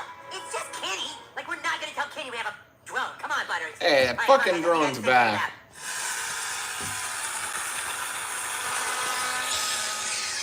We got 2 drone shows right here. Dude, no way. This thing is so epic. See, you look inside people's windows and shit, just like South Park. Be careful, the power lines. Dude, look, there's everyone's backyard. There it is. Dude, Oh there's Craig's house. That's shit. Craig's house. Okay, maybe that's enough. Oh, dude, Look, there's Craig. look, they look at Craig's Craig's always mom's. taking off her clothes. Let me see. Check it out, you guys. He's taking off. Oh my God, we've got full bush. Jeez. This thing is recording. Dude, that is Craig's mom's bush right there. Wait, what's that? Oh, dude, bail. What do I do? His dad sees you. I don't know what to do. Fly back to the house, stupid. You got a problem, Stutch? What are you talking about? You know what I'm talking about. There was a drone spying on my wife, and you're the only person I know with I a see drone. it, just Now, hovering over there. I am a The drone fuck? enthusiast. I would never use my drone in a way that contradicts the drone hobbyist code of It's conduct. lowering. Your drone's out there flying around right now. I assure you, my drone is sitting in the garage. I'll show you. Man, that fucking drone is back There, there you see? hovering. Right there. So, You so see that put shit? here Now it's fine. trying to go behind the I swear I tree. didn't fly it. Fucking drone, Come man. on down South Park and meet some friends of mine. Oh, shit. Bruce dude's If your right AC here. has been struggling to keep up, or you've had it repaired multiple times, you should really consider a replacement. This summer, Airco is helping homeowners save money on a new air conditioner with zero... Alright, it's 5th grade. I'm walking home from school with a few buddies of mine. One of those kids was a kid named David. Now, David was a kid that would always dare people to do stupid shit. I'll give you $10 if you make out with this dog turd for 10 seconds. You're on! Whoa, wait a minute, Michael. Holy hell. $10? He's 9 years old, for Christ's sake. David's never even seen $10 in his whole life. Don't be a dumbass. And when people didn't do these dares, well, then sometimes he'd just take matters into his own hands. And on this particular walk home from school, that's exactly what he did. He came up to us, and he whips out this little bottle of cologne from his pocket, and he's like, You dare me to spray this in somebody's face? we're like, wait a minute, what the hell is your 9-year-old ass doing with a bottle of cologne? I know, I'm sure you got tons of chicks, left and right, doing your sweet bunny hops on your Razor scooter. You dare me to spray this in somebody's face or what? Spray it in somebody's face. Why the hell would you... Okay, I'll do it. And Dave just scampers off towards some kid I've never even seen before. Some kid just minding his own business. Probably wondered what Animaniacs episode's gonna be on when he gets home. And Dave's just like, Hey, you jabroni. what? Oh, my God. The poor kid just got like 47 cents worth of cheap cologne sprayed into his eyeballs. He's down on his knees screaming in agony, like Willem Dafoe in the end of Platoon. And we're just standing there baffled, like what the hell is he doing? So we run after David to figure out why he assaulted this young man with a scrappy-doo book bag. We catch up to him in front of the porn shop. Yeah, we had a porn shop that was like 300 yards away from our elementary school. It was a little weird, a little uncomfortable to walk past when you're going home. Sometimes we'd stand across the street, watch all the perverts go in and out of that place. Oh, sick. Lucky's going in. Oh, God damn it! So we catch up to David and we're like, what the hell are you doing, you fucking terrorist? You guys dared me. We didn't dare you to blind a child, David. What the fuck? And then all of a sudden, there's Scrappy Doo Bookbag himself with his little sister. Eyes are all bloodshot and shit. Oh man, he looks pissed. Wait a minute, why is he looking at me? Whoa, hey buddy, I didn't melt your goddamn eyeballs out of your head. Don't look at me. He's like ripping grass out of the earth with his bare hands to show that he's really, really mad, I guess. I'm like, oh shit, I've played Mike Tyson's Punch-Out before. He's gonna charge at me like Vol Bull. I look over at David. He's got this dumbass smile on his face. Just completely all right with the situation that he's created, that he's not even fucking a part of anymore. Look, I know you're upset, okay, but your eyeballs smell fantastic. Too late. Fucking kid just starts darting right at me. So I do what comes natural. I get out of the fucking way, and the kid cracks his face on a tree that's right behind us. Blood starts gushing out of his face. He drops to his knees like Willem Dafoe at the end of Platoon. Holy hell. That kid got beat up by a maple tree. Turn over to look at David, and where's David? He's sprinting his ass down the road. That's where he's at. So what the hell are we supposed to do with this bleeding child in the middle of the road? Well, I'll tell you what we did. We fucking followed David. Scrappy's sister's yelling shit from behind us. I'm telling on you, you murdered my brother. We never seen that poor kid again. That was it. I don't know what happened to him. Maybe the perverts in the porn shop, they probably got him. Oh, there's a live one. Get him. So here's to you, Scrappy Doo Bookbag. If you're watching this, I'm sorry. I mean, if you can even fucking see anymore, that is. I'm sorry that David was such a dick and your face was mutilated in 2 different ways. And I'm sorry that me and that maple tree made the best tag team duo since the Hardy Boys. Alright, now I think it's safe to say that when you're a kid, there were certain houses in your neighborhood that you would tend to stay away from. I mean, everybody knew where the neighborhood pervert was on the block after all. Hey, you guys want to come inside my house so I can take pictures of your feet? But for me personally, I was always more worried about the old lady that lived across the street from me. Because this old lady was mean as hell. And she was notorious for yelling at anybody that walked past her house. Get off my property, you little pissbag! I'm on the sidewalk. What the hell do you want me to do? Walk in the middle of the street? Hell, even if you were in your own front yard, minding your own business, doing kid shit, she would sit on her front porch and stare at you and make you uncomfortable as hell. La-di-da-da, I'm doing kid shit. Well, what the? Ma'am, can I help you? Hello? This is really uncomfortable. Goodbye. There's some old lady staring at me like she's the fucking Blair Witch. Can I just play inside? Listen, I don't care if it's John Wayne Gacy out there staring at you. You get your ass out there and you play outside. And if that wasn't bad enough, she had this big-ass cat that would stare at us as well. And when I say this cat was big, I mean this thing was like the size of a goddamn 3rd grader. I could eat the baby if I want. I don't give a damn. It was an outdoors cat. It would just roam around the neighborhood, catch people off guard when they're walking down the street. Oh, what the hell is that? A Kodiak brown bear? Kids, run for your lives. There's a fucking Kodiak brown bear roaming the streets. So naturally, this mean old lady and her fat-ass cat reputation amongst us kids. We be making up urban legends and shit. I heard she chops up kids with a chainsaw and feeds them to that fat-ass cat of hers. Oh my God, she's making kids into cat food. What the fuck are we gonna do about this? Now, the worst part about this old lady was that every time we played wiffle ball out in the street, it always seemed like the goddamn ball would always end up over a fence and into her backyard. I don't know what it was, but it happened all the time. Like there was a fucking gravitational pull in her backyard that would suck up wiffle balls left and right. One time my friend Michael tried to climb her fence to get a ball back, and that damn old lady tore him a new asshole. Get off my fence, you piss stain! Don't make me sick my fat-ass cat on ya! I comes walking back, trying to play it off like he wasn't terrified the whole time. Man, that old lady's lucky I didn't walk up there and push her old ass over. Yeah, Michael, you know there's piss all over the front of your pants, right? There's what? Oh, God damn it. So needless to say, the unspoken rule was any wiffle ball that went in her backyard stayed in her backyard. The only time we didn't follow that rule was when I lost my sweet, sweet Vortex football. Like, share, and You see, subscribe if you aware, want more. Vortex footballs were a big deal in the 90s. I mean, it's a football shaped like a fucking nuclear weapon, for Christ's sake. It's got Not too much going on at the John Elway moment, did all the but commercials for 'em. earlier John Elway, and I could throw this motherfucker into we were the having a stratosphere little if I wanted chat. to. I mean, every now and then we see the police drone drive or fly by us, I guess. Kick it! Don't kick it, goddammit! Alright, I'm kicking it. And sure as hell, my vortex goes straight into that mean old lady. It's to be expected in today's society, I guess, just like South Park. Chase on in half or not. You're getting your ass over that fence and you're getting that goddamn vortex football. Michael approaches the house, knowing his chances of survival are about as good as his shitty kicking abilities. That fat-ass cat sitting on the porch, licking his lips and shit. Ooh, looks like I got me a baby to eat. Somehow Michael gets behind the fence undetected. We're all just standing there just waiting to hear the sound of a child getting murdered by a chainsaw. Hey, Michael, make sure you throw the vortex before you get your head chopped off, okay? I'm over there praying to John Elway and shit. Please, John Elway, please deliver Michael's misguided ass to my vortex football. He's willing to die for it, or at least he should be since he kicks like a fucking girl. Like 5 minutes go by and we're starting to lose hope. I think it's safe to say Michael's dead. You guys want to go inside and play Sega Genesis? But then out of nowhere, somehow, Michael fucking gets this vortex football back. I did it! I got the vortex! And then all of a sudden, Michael got his fucking head chopped off. Oh my God, what the hell? Alright, no, that didn't happen. Yeah, that Nothing neighbor happened needs to that put day. their We got dog the in. football, and we got the hell out of there. And you know why nothing happened? Well, because that old lady fucking died a couple weeks before that. I know Dog that's a was shitty howling ending, its but little we didn't head know it off. at the time, so it was a big win for us. I mean, we got the vortex football back. I got a couple of wiffle balls on top of it. It wasn't until we seen that our house was up for sale a couple weeks later that we began. Wish I could turn comments on. It wasn't letting me. I don't even know how the hell to do it. And he'd still watch us all goddamn time. It was easy to do on my old phone. Little babies, I'm gonna eat you one of these days. Damn, the camera quality on the front camera on this ain't too bad, actually.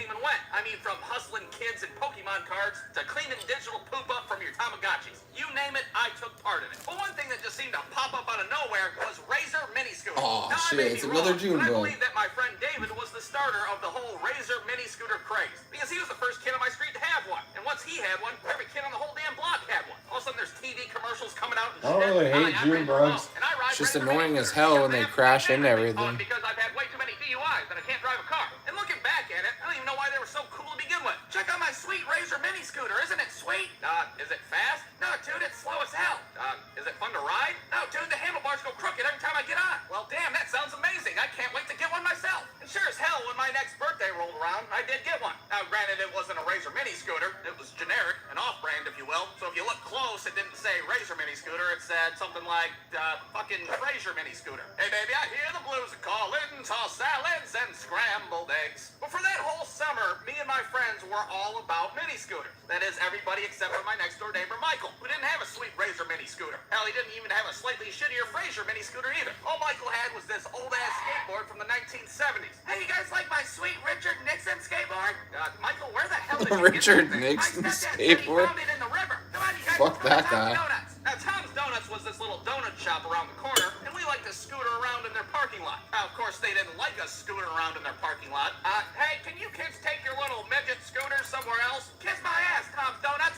My name's not Tom's Donuts, it's Rick. I'm the manager here. Nobody gives a rat's ass Tom's Donuts. We're doing Sweet Bunny House. Granted, maybe Tom's Donuts was right. Maybe playing around in a parking lot wasn't the safest thing to do. Check it out, guys. I can do a kickflip. We like the spot because we could do all our sweet bunny hops in front of an audience. The audience, of course, would be the Damn, customers of Tom's bugs Donuts. getting in I bet you here. $10 one of those dirty little kids eats shit in the parking lot. Oh, you're on. Now, I want to tell you about my most ambitious day scootering around in Tom's Donuts parking lot. And that was the day that I attempted to bunny hop over the cement barrier fucking parking lot. I see a drone right now. 2 of them, actually. So there I am out there like some kind of shitty Evil Knievel. And I have to say I'm pretty pumped. I got the whole thing planned in my head. I'm going to jump over this cement whatchamacallit thingy flawlessly. Everybody in Tom's Donuts is going to shit themselves. I'm going to sign a brand deal with Fraser Mini Scooters and put their asses on the map. I have this on charger, so Tony Hawk of Mini Scooters. I can got only my really own get it PlayStation like game. this. Oh, I was so confident. I even shouted out loud right before I took off. I'm the Tony It's gonna Hawk fly of Mini Scooters. past that house any second. Who knows how fast I'm going? It's got 5, its maybe little even 6 miles an hour. Pushing blue it to and the limit. reds. I gotta make the jump, and my front wheel nicks the top of the fucking barrier, and I soar through the air like a goddamn superhero. I land in the middle of the street, and damn near snap my clavicle in half. Some lady driving a fucking Oldsmobile has to slam on her brakes. God damn you kids and your midget scooters! Well, I try to apologize, but in the process, I bit my tongue so damn hard, you barely understand my ass. I'm sorry! I'm sorry I almost made you murder me with your Oldsmobile. Everybody at Tom's Donuts is traumatized after almost seeing a child get slaughtered in the streets. Well, That's their drone, man. That's their drone. Yeah, I'd say more like the Tony Hawk of eating shit. So at this point, my ass can barely walk since I just fucked myself up 6 different ways. I have to use Michael's 1970 skateboard as a shitty ambulance back to my house. Holy hell, are you okay? Do you need mouth to mouth? Michael, I would stone cold stunner the shit out of you if I wasn't broken in half right now. I stumble inside my house. My parents are looking at me like I just got shot by a rifle. Holy hell, what happened to your ass? Jesus Christ, you look like you just fucking crawled out of a plane crash. So what did we learn from all of this? Well, we learned that I suck ass at mini scooters. That's what we learned. And that's why I do shitty cartoons for a living. And I'm not the goddamn Tony Hawk of mini scooter. The end. What the heck? This thing's... Alright, first grade. First grade was a real bitch. It's your first dose of reality as a child. You go from kindergarten where you're fucking off with Lincoln Logs all day. You got like a ball pit in the classroom and a goddamn twirly slide. Then bam, first grade. Concentration camp time. You're here to learn. There ain't no ball pit in this bitch, let me tell you. Remember that nice ass kindergarten teacher you had that would tie your shoes? I don't know what the hell's going on with this phone. It's saying that I have to record it upright for some reason. It's saying orientation blocked when I turn it sideways. That's fucking ridiculous. What the hell? No more fun, little assholes. Boom, spelling test. We're dealing with words that are more than 4 letters long. Spell the word shouldn't. You don't know what a contraction is? Well, let me give you a hint. It's got an apostrophe in it. Oh, what's up, Zach Evan Go? That's what it is. Fuck off. Spell the word. And what's up, Tea Party? Mortimer the Frog. You write your stupid 4 little sentences on the big-ass lined paper that I gave you. You turn it in tomorrow. Then you get those math tests where they put a time limit on. Here's 50 edition. Heck yeah. So people commented, I guess. Maybe that's why. I don't really know. 6 years old. Oh God, I can't do it. Pure misery. That's what first grade was. But you know it saved us from jumping out of a 3rd-story window every day? The fucking reading rainbow. Every day. The teacher would wheel that stupid little TV out on the cart. Butterfly in the sky. I can fly twice as high. Oh, thank God. Everybody's wiping the blood off their face. Whoa, shit. See, there's 2 June bugs in here. Oh, hell no. Get the fuck out my house, man. Hey, you and your buddy out my house, bro. Let's stick a kid in front of the camera. You see this shit? This is the very hungry caterpillar by Eric Just Carl. running It's a into shit. captivating tale where this It's on fat my fuck carpet caterpillar now. goes around and eats everybody's shit. You just keep getting fatter and I'm gonna fatter. kill it You're real eating quick. your fat ass to death, caterpillar. You got the type 2 now. We gotta cut off like 9 of your feet. And does it get punished at the end of the book? No. Motherfucker just gets prettier. Hungry caterpillar. Eric Carl. Check it out. A reading rainbow. Reading rainbow. Is the camera still recording? Because this thing's saying orientation is locked. Rotate device back. So I can't tell if it's like still recording while it's sideways, or are you guys seeing anything? Let me know in the chat. Out in Fayetteville, that's what's up. If you watch my channel and stuff, then I'm sure you know exactly what I do. My ass will be missing for days at a time. Well, it's been 2 hours. I don't feel like Someone let me know if they could see everything good, because this thing's still saying orientation is locked. Rotate device back. My baby's alive. God damn it, do you have any idea what this funeral cost? I wasn't like my dumbass friend Michael, who'd be standing there behind a lamp with his eyes closed and shit. They can't see me if I can't see them. Michael, you could have at least turned the lamp off. Your on a goddamn spotlight, for Christ's sake. The only problem is sometimes Okay, cool. Yeah, this phone's being stupid. I wish I could show you guys what it's showing me. Wasn't doing that earlier. And I got the brilliant idea to hide in his dryer. Now, what could possibly go wrong there? It's just a big, heavy appliance that could kill me if I wasn't careful. What's the big deal? I squeeze my ass in there like an idiot. I have Michael shut the door for me. You want me to turn it on tumble dry just to make it look more inconspicuous? Michael, if you touch any of those buttons out there, I will stone cold stunner you into the damn stratosphere. You understand me? Oh shit, that thing was still moving. I thought I killed it. Nothing horrific happens, like I suffocate. I didn't even know. I'm not scared of bugs, but this thing started moving after I thought it was dead, and I picked it up. See? Stupid fucking June bugs getting me. I need to put the screen back on, but the screen is how I record cops break the law a lot of the time, having that off, so. I'm laying there thinking, oh my god, this is how I'm gonna die. In some stupid ass Kama Sutra position. Yeah, I got something earlier today, or something at some point yesterday. And the best part is, like, I could record a short video, and then with that short video, I could just post it at any time of the day around working or whatever. And sometimes I like to collect the videos days prior and post them later. But a lot of the time it depends on what it is. I like to post them with the dates, or at least write the dates down so I could post them properly. What the hell is the matter with you? All of a sudden Steven walks in, he sees my ass getting eaten alive by his dryer like some kind of shitty Goosebumps book. Oh, what the hell is this? I didn't sign up for this shit. So what are you guys up to? J Book and Zach and Tea Party.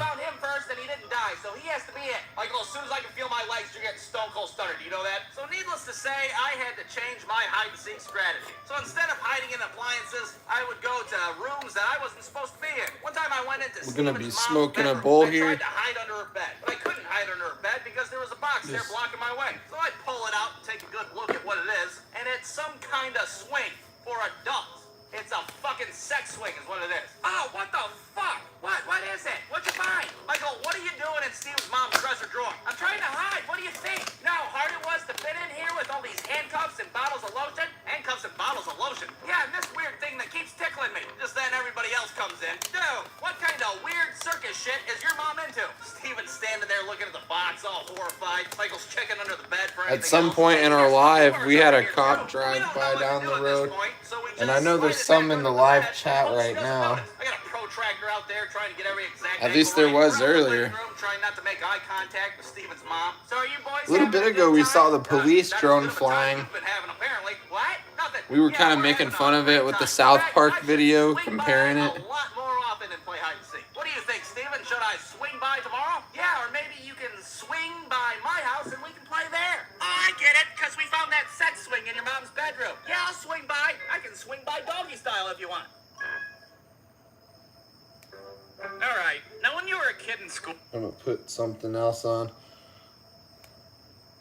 Kind of got bored of that. Sometimes I like to watch that.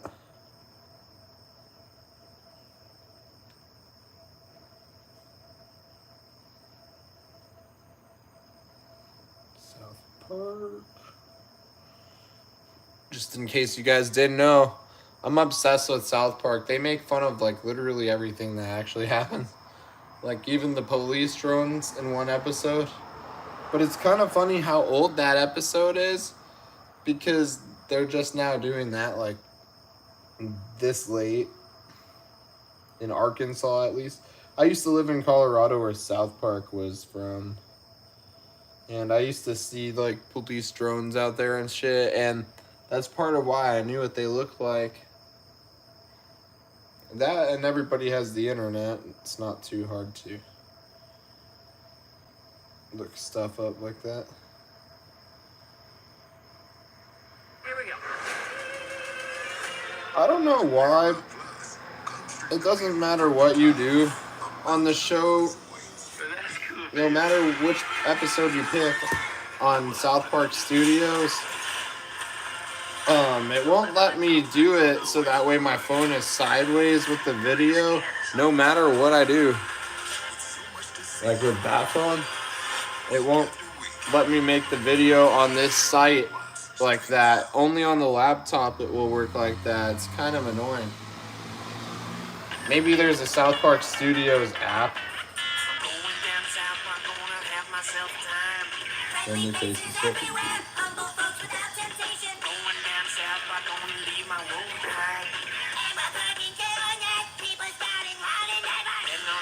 Grinding up a bowl right now.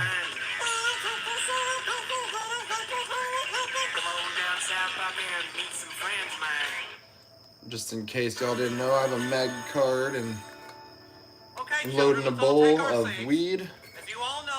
I see that police drone actually, ironically, right there. Coming over the house. Any second. It's slowly creeping. David, running horse, Sawitsky.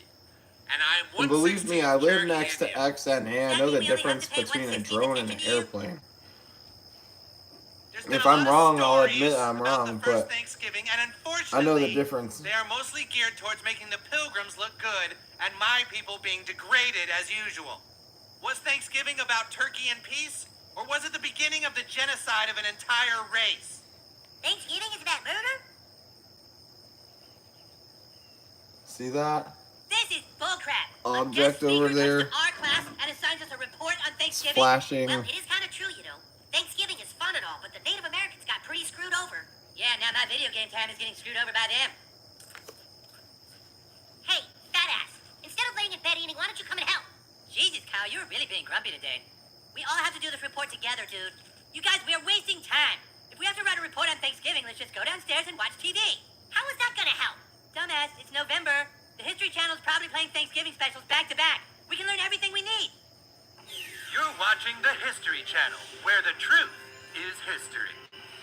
A lot has been written about the first Thanksgiving between Pilgrims and Native Americans. But what really happened at that first historic dinner? Dude, see, I told you. Who needs to read a bunch of stupid books when we've got History Channel? We know the first Thanksgiving was in the fall of 1621, but new evidence suggests that the first exchanging of food between the Pilgrims and Native Americans may have been visited by aliens. See, that's that drone over there. In every journal entry we researched from those early pilgrims, not one entry mentions anything about aliens not being there. And what about the food? Does the appearance of stuffing at the first Thanksgiving table suggest a kind of alien technology? What? This isn't history. Dude, it is called History Channel. And if we look in all the journals and all the history books, there is no reference to stuffing before 1621. So where did it come from? Did it come from space? We just don't know. Did ancient aliens shape the first Thanksgiving? Is it mere coincidence that Cape Cod, when viewed from space, looks like an alien life form? What exactly did the Pilgrims experience?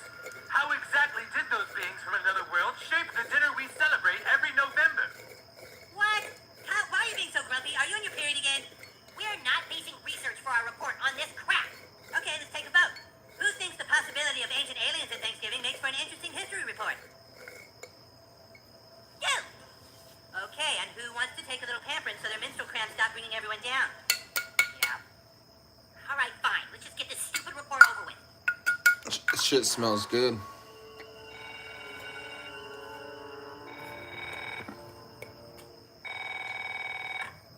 Yes? A report from where? Does Congress know about this yet? Try to keep it contained and get the helicopters ready. I'll be there as soon as I can. Darling. It's Mayor Bill! It's Mayor Bill! Holy shit. Well, I couldn't get there in time, but that guy looked like Mayor Bill if he was a South Park character. It's called menopause. What? Yeah, God takes your period away, and apparently it makes you really irritable. I was thinking maybe that's why Kyle's been so grouchy lately, because he's going through menopause. Dude, shut your fucking mouth. See what I mean, you guys? Is that them? That's them.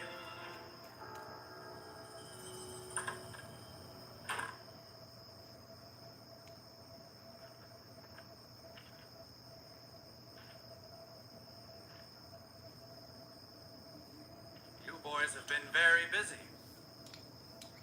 We need to know everything that you know. About what?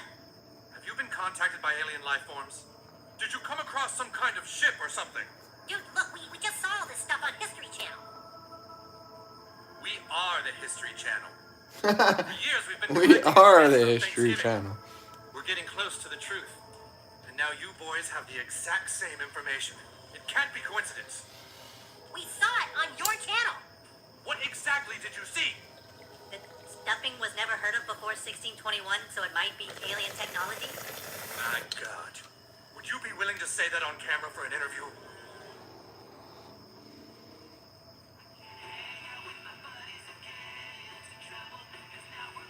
All right, Butters, that's enough MTV for one day. You need to watch something that stimulates your brain. I'm putting on History Channel. Okay, Dad. You're watching the History Channel, the only network dedicated to history. Coming up next is Monster Quest. And this neighbor's husky's going crazy. But now, back to part 3 of Ancient Aliens at Thanksgiving. It has become a widely accepted fact that Thanksgiving I don't was a blame it. meal attended by I wouldn't want to be pilgrims, left Native outside Americans, either. and alien beings. Stuffing wasn't mentioned anywhere until 1621, and it might have been alien technology. And while the number of people who accept the alien theory continues to grow, some experts have stepped forward with a wildly different view altogether.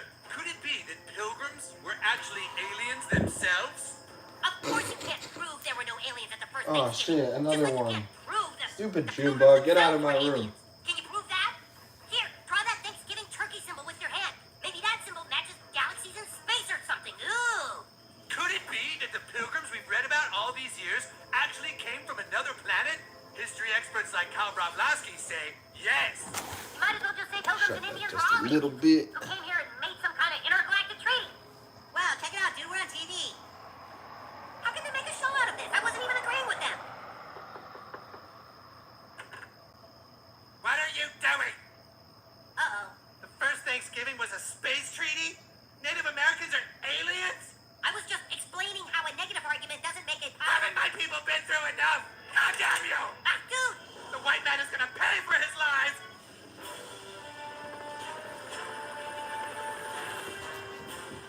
Look at this, sir! An aerial photograph of Cape Cod where the pilgrims landed in 1620. 5 pilgrim settlements with Plymouth Rock here. The same symbols appear everywhere in history. The symbology lines up to mirrored points in space. If Karl Bravlowski is right, then Plymouth Rock is some kind of wormhole. Pilgrims and Indians were the aliens. How did we not think of it? Sometimes it takes the innocence of a child to make us see the most simple things. True that. True that.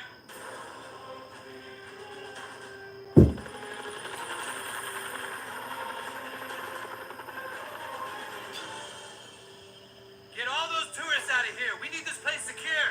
All right, people, let's clear out. We need you all to disperse. This area is under quarantine. Give me a piece of chalk.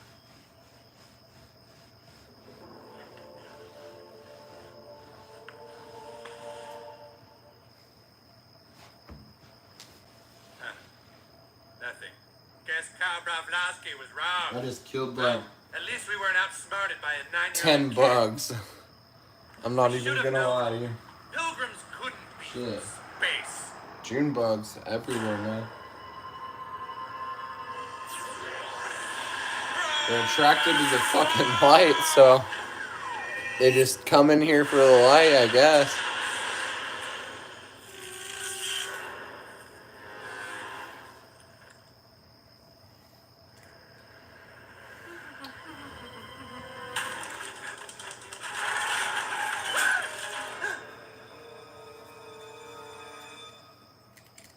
There. You can see it right there. An object clearly fell from the sky and struck the earth. What is it? It's a pilgrim, sir. So then, Professor Bravlowski was right after all.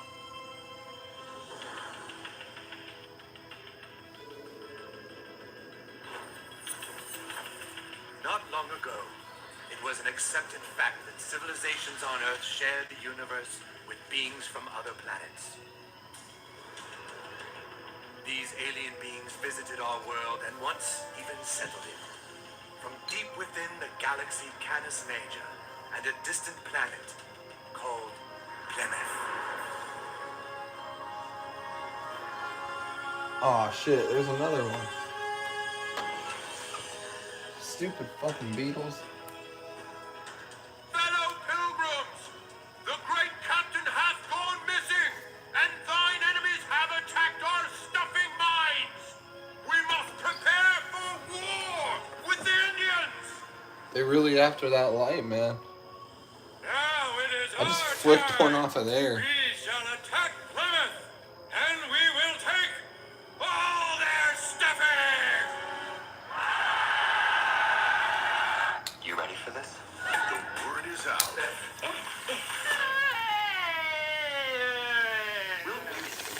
Sorry. Here we go. If is now streaming on Paramount Plus. Look who's back. It's so exciting. It's hilarious. Hey, Cal. God. And perfect for the whole family. So sweet. I'm gonna go on a limb here. I like it. He loves me. All right. I love it. If rated PG. Now streaming on Paramount Plus. Nature knows best. That's why New Chapter Vitamins follows her example. Transforming nature's 4 billion years of wisdom into supplements with key vitamins, minerals, and herbs sourced from whole food ingredients, all crafted to work with your body. Bringing the power of nature into your new chapter. We believe our culture is welcoming to all, but what do Jess and Jen think? Oftentimes we have to do our research beforehand to determine whether or not it's a safe space. The local people of Tahiti were so surprisingly, genuinely friendly. We felt really welcome, nothing but embraced. It was amazing. We're gonna be talking about this for the rest of our life. Everyone will feel treasured in the islands of Tahiti. The justices ruled that Harvard and the University of North Carolina violated the Constitution. In the aftermath of the Supreme Court decision to end affirmative action in college admissions, uncertainty sets in for some students of color. Affirmative action really gave us an equal opportunity. CBS Reports explores the historic decision and what it means for those chasing an opportunity to change their lives. I knew that college was the ticket to break this cycle. The end of affirmative action, now streaming on the free CBS News app. Come and get it. Wednesdays on Comedy Central. Hold hands, guys. America's dumb best friend. Perhaps they will give us a trophy. Are back. That cloud looks like a butt. New Beavis and Butthead. Wednesdays at 10 on Comedy Central.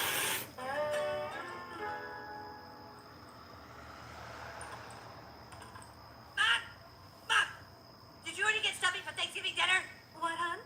Tell me you've already got everything we need for Thanksgiving. Oh, Thanksgiving's still a couple weeks away, sweetie. I haven't gone shoppies yet. Oh, God. Oh, no! What is it, hon? Clyde Donovan said that he saw on the news there's going to be a massive stuffing shortage. Get your coat on, Mom. We got to go to the store. What the hell? What kind of bug is this You shit? guys have stuffing? Oh, it's a beetle? Sure, Hell I'll no. stuff it to you. Oh, we're not too late. Mother, come!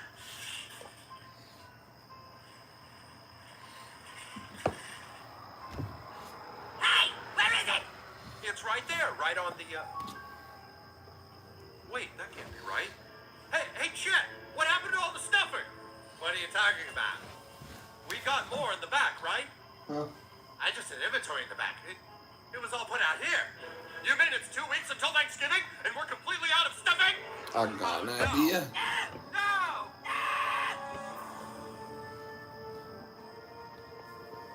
You dare come to Plymouth, Ambassador, after attacking our stuffing mines? The stuffing mines were never yours. Without control of the mines, we cannot supply stuffing to the mortals, Ambassador. This will be war. You are in no position to declare war. Your lead commander is nowhere to be found. I'm not putting it all the way on. You that But word travels fast in our sector. I do not give 3 fools of stuffing just what enough say it. to keep We will take back control them from of the flying stuffing right in mines. here. Then the Thanksgiving treaty will be off. I pray to stop. Man, there are all kinds of bugs got in here. I'm not even gonna lie to you. I killed like 5 June bugs. Everything Kyle Broflovsky said about Native Americans being from outer space. I've held them hostage in here. This Coors beer bottle. It was wrong to mix aliens and real history. I don't know, dude. Have you seen that stuff about the pyramids and the link to Mars?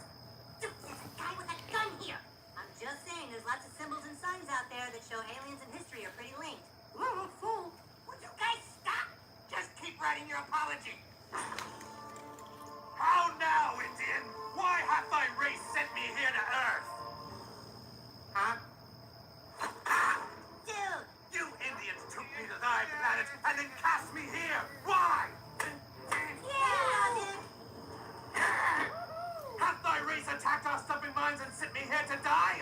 Tell me, Indian. I'm only 116. Hold your line. I'm only This shall 116. prove if thou art Indian or not. Oh look, He was not. that fucking police drone out there I have again. been told of your I don't know if you could see it expertise, through the screen or not. I need your wisdom to get back to my planet. Holy shit, there's a big ass male mosquito right To the there. wheeled chariot that strucketh me. You see that We must shit? make haste to Cape Cod. I'm gonna go kill it. Who's this? This is Natalie. Hi, guys. All right, sir. We got some more information on the Pilgrim who crashed to Earth. 30 seconds after impact, the Pilgrim was hit by a truck and then put in the Dead back seat. motherfucker. Who did the truck belong to? We believe it belonged to Natalie Portman, sir. The actress? That doesn't make sense. It gets worse. All over the country, people are reporting a shortage of stuffing. We don't think it's coincidence. You're telling me that somehow during a stuffing shortage, this Pilgrim dropped down from space and got into a truck Got a fucking driven by beetle Natalie right Portman? there. Look, if anyone Well, knows his about ass on stuffing, it's fucking Natalie fire if Portman. I get him. We have to find Professor Bravlowski. He was right about all of this. He'll know what to do. We shall make camp here for the night. On the morrow, perhaps we can reach Cape Cod, and Thanksgiving may yet be saved. What is wrong with Kyle of DeVry Institute? I think he's just kind of pissed off he was wrong about the whole ancient aliens thing. He seems almost like a Puritan lady whose period hath stopped.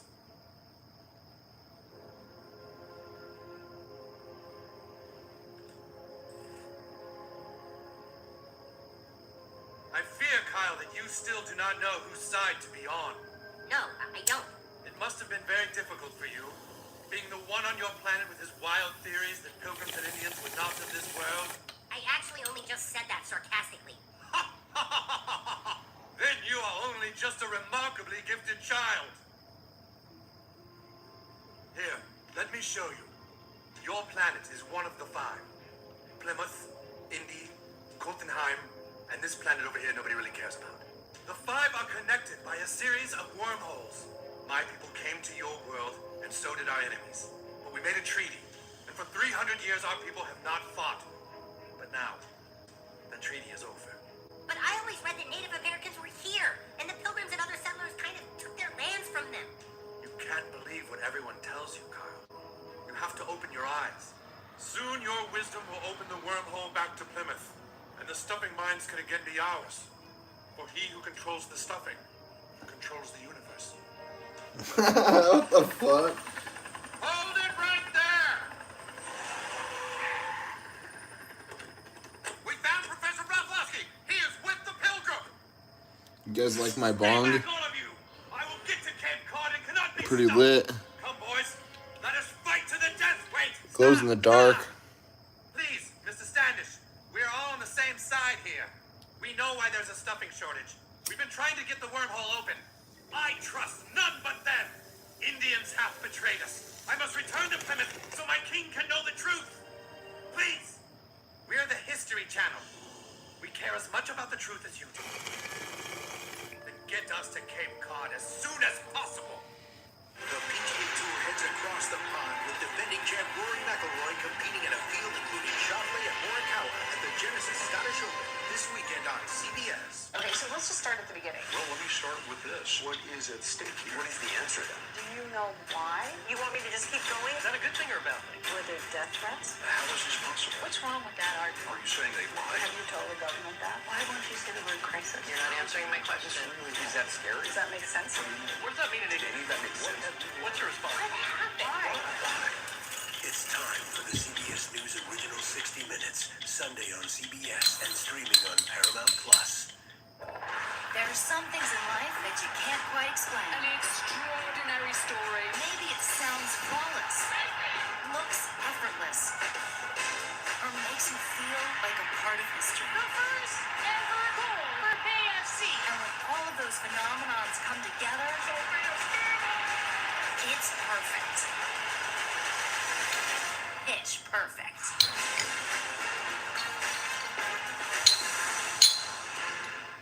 We need a sports news anywhere? We've got breaking news to bring you. And what a finish at the final round of play on Sunday. Then get your sports anytime you want them. Big trade news overnight to discuss. Because we know you need sports all the time. A lot of movement in the rankings. Yeah, sports all the time, especially if you're a Centerton cop and you're driving. All the time. Hey, at least he was watching football that one time. You know what I'm saying? That's a lot better than if we saw him watching like cartoons or some shit. I think there's a lot to be said about being comfortable with who you are. I could at least respect the distracted driving because he was watching his favorite football team.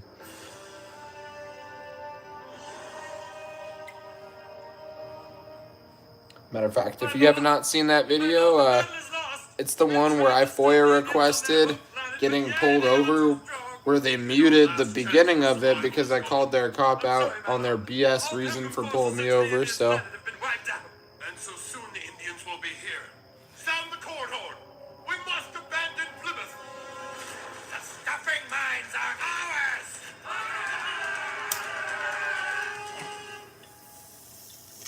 Earth is connected to Plymouth by this wormhole here.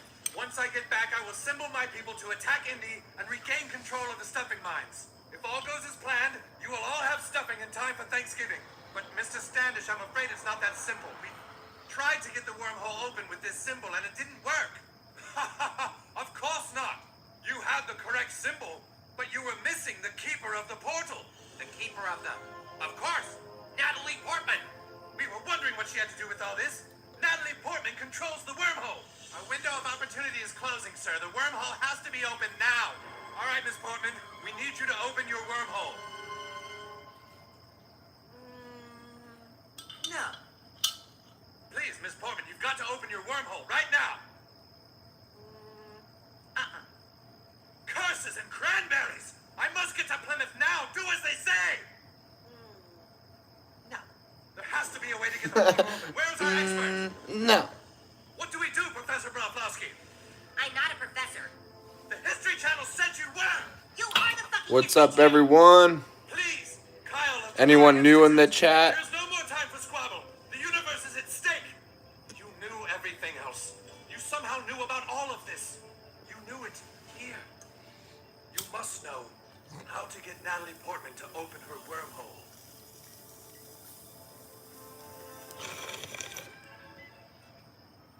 So, you have any brothers or sisters, Natalie? I had a lot of really close friends growing up, but not any brothers or sisters. I was an only child. Wow, awesome. I have dual citizenship, United States and Israel. Oh, thanks. So dual citizenship, wow. You know that I never knew anyone that had that. Well, I went to Harvard while I was acting. I got a BA. But I did classes at University of Jerusalem, too. Cool. You want to order some dessert? Thanks, that was a lot of fun. Yeah, it was cool, thanks. So, is there any way you... What? You know, could you... What? Would you please just open your wormhole? Oh. This episode of South Park's funny as hell. No. Okay. Yes! All right, let's go, folks! Some people around here got some loud ass trucks. Thank you, Kyle of DeVry Institute. Now the Indians can be stopped and Thanksgiving will be saved. Yeah, you're welcome. I'm sorry I doubted you. And guys, I'm sorry I acted like a know-it-all. It's cool, dude. We understand. I guess we should all realize that... What's up, everyone? Anyone new in the chat? Now make way, children. We're just watching because there was the police drone earlier. And I know there's police in the chat watching. But, just waiting for the next time that it flies by. That, and at some point in our chat, there was a Centerton cop that drove down this road. And I wouldn't doubt that at any moment it'll happen again. Standish was able to finally command the Pilgrim armies. Now attack their left flank. Good. They're retreating. Hit them with the anti-Indian device. The Pilgrims fought off the Indians, making stuffing once again available on all our Thanksgiving tables. And now you you know the true story behind Thanksgiving. Wow, there's a lot about Thanksgiving I never knew before. Yeah, History Channel rules. But was the first Thanksgiving really just about pilgrims and Indians from space? Or was there something more? Shocking new evidence suggests that the first Thanksgiving might also have been haunted. There is certainly no evidence that the first Thanksgiving dinner was not haunted. The pilgrims welcomed the Indians, but did they also unknowingly welcome spirits from beyond the grave? Oh, come on!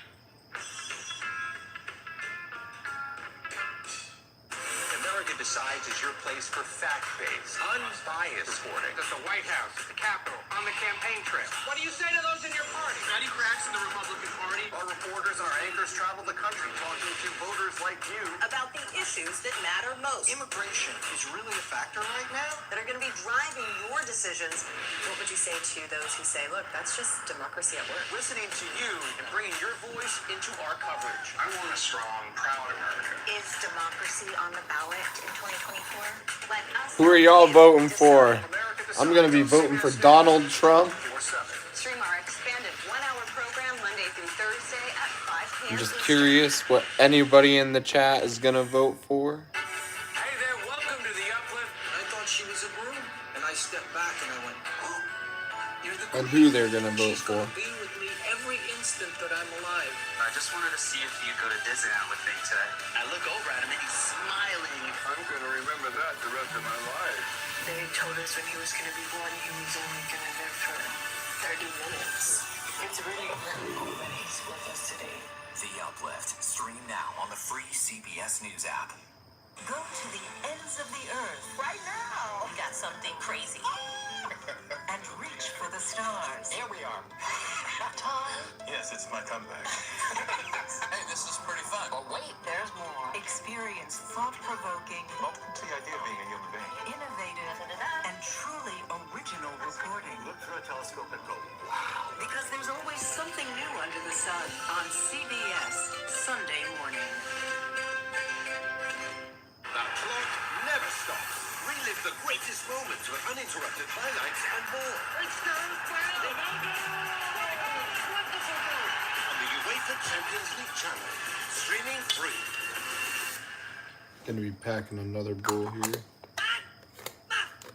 Did you already get stuffing for Thanksgiving dinner? What, hon? Tell me you've already got everything we need for Thanksgiving. Well, Thanksgiving's still a couple weeks away, sweetie. I haven't gone When I was little, I used to get made fun of in Colorado. People used to tell me I was Cartman. Shit was kind of annoying. I'm not even gonna lie to you.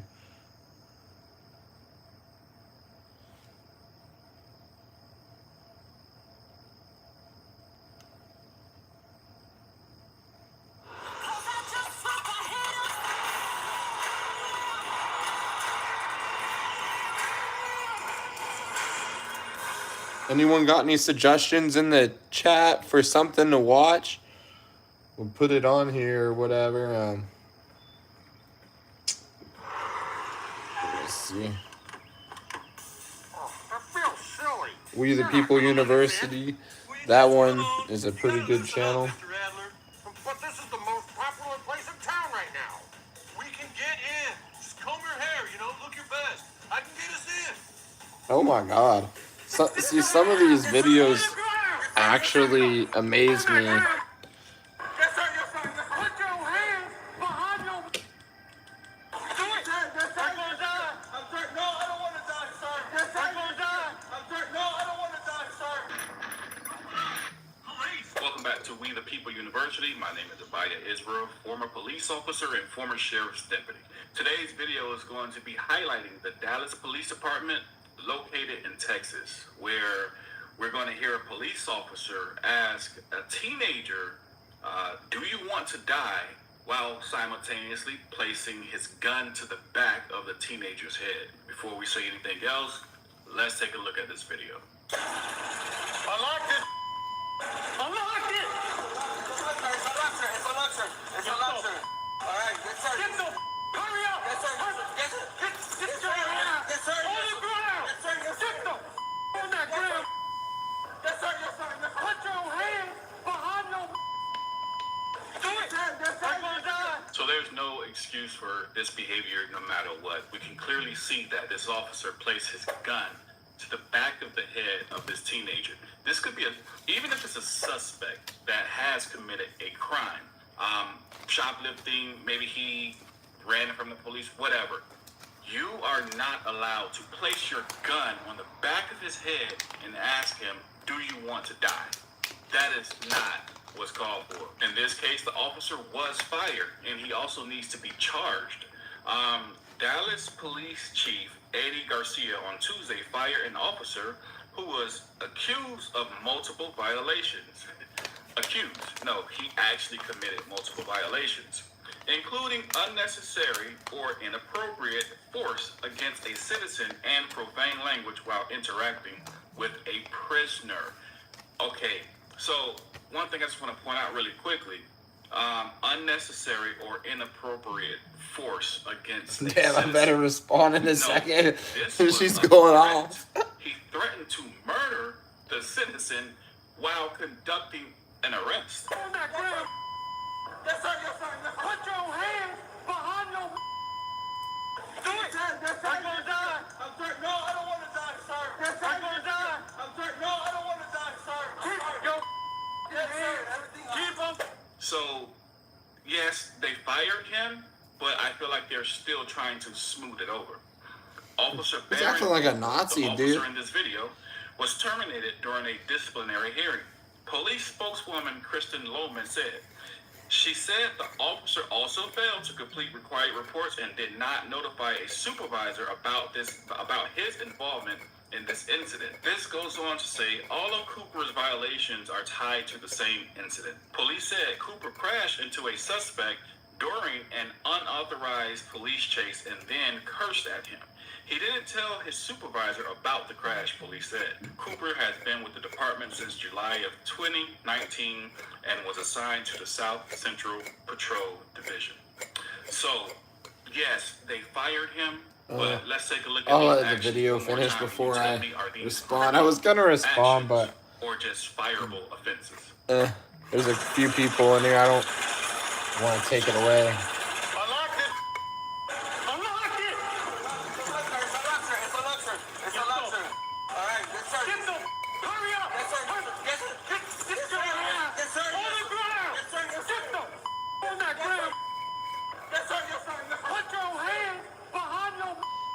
This guy doesn't even have a chance to explain what the hell's going on. He doesn't even tell him anything about what's going on. I sure hope none of y'all act like that, because that shit's whack, dude. Ain't no reason to treat somebody like that. I mean, if they're threatening you or something, yeah, but this guy did absolutely nothing. Jeez, dude.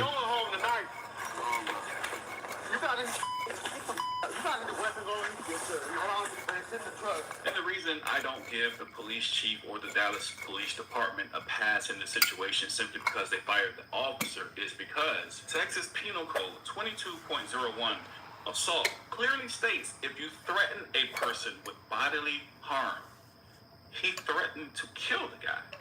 It goes on to state if you touch a person that doesn't want to be touched, these acts are offenses and they are assault. But according to the Dallas police chief, he stated that Cooper, the officer in this video, went outside of our normal arrest policy and use of force procedure. Shit. But he did not rise to the level of I'm gonna have to pause it real quick and respond so that way she doesn't trip out.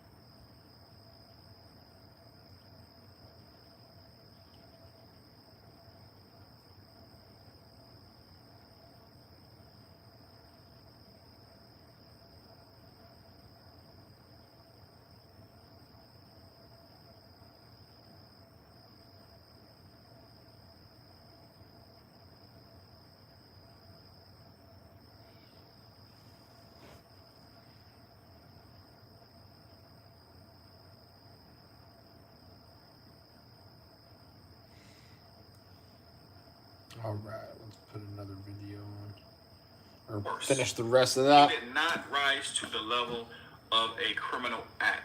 He committed assault at the very least. The chief goes on to say, unfortunately, this officer lost his job today, but again, he has the right to appeal. So he has the right to appeal to get his job back after threatening to, oh, I can't say that on YouTube, after threatening to unsubscribe from life a driver because he was frustrated. But yet, according to the chief, no crime was committed. He can appeal for his job back. This is what the police do when they're trying to shadow or please the public, but behind the scenes there's really something else going on. And this is why we will probably see this officer maybe on the Houston Police Department, some other department after he leaves the Dallas Police Department, because on his record there is no crime, only a minor offense of use of force maybe, so therefore he can get a job again. Always record the police, and unfortunately this is what we're dealing with in America. Record the police, know your rights. With that being said, We the People University, signing off. Want to learn your rights? Make sure you register for our online video course titled Surviving the Police. You will learn everything you need to know when it comes to protecting your rights against tyrannical cops. So make sure you visit WeThePeopleUniversity.com and register today.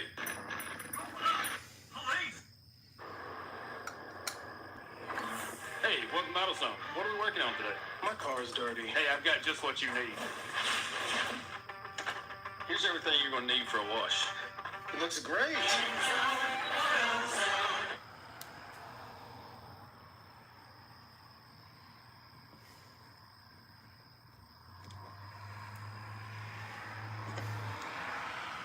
Let's watch some more videos on We the People University and react.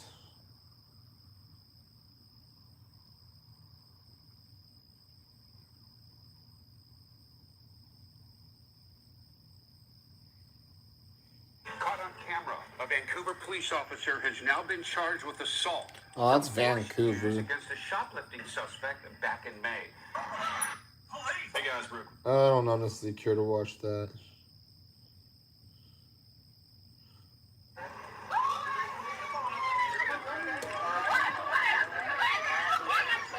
The city of Aurora will pay a 7-figure settlement to a black Is that in family Colorado? wrongfully held at gunpoint.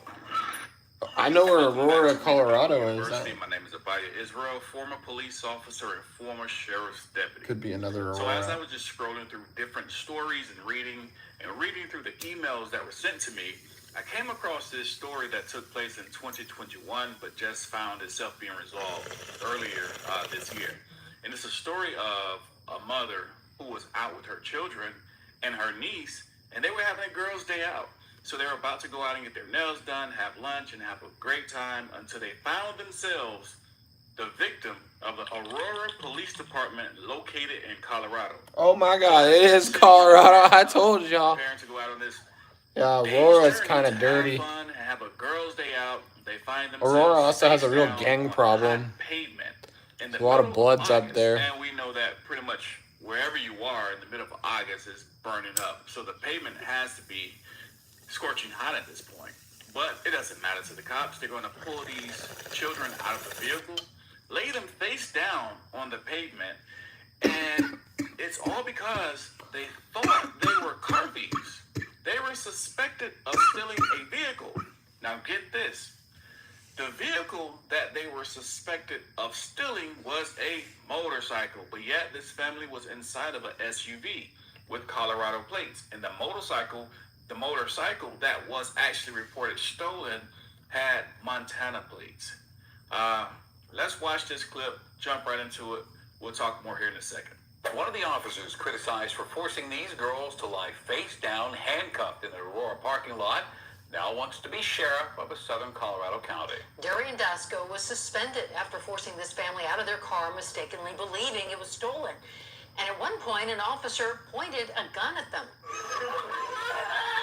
The cries of children put face down on hot pavement in a parking lot in Aurora after being ordered out of this SUV at gunpoint last summer drew condemnation of the tactics. I just want to say I never experienced anything like this from cops in Colorado when I lived there. 6 years old to 17 years old. Officers mistakenly thought the SUV was stolen. I had to fight back the tears when I heard them crying for their mother. Even the Aurora police chief denounced the wrongful detainment. It's uncalled for, and it shouldn't have happened, and I wish we Dude, could so take it back. many of them look like her there. I'm not even lying.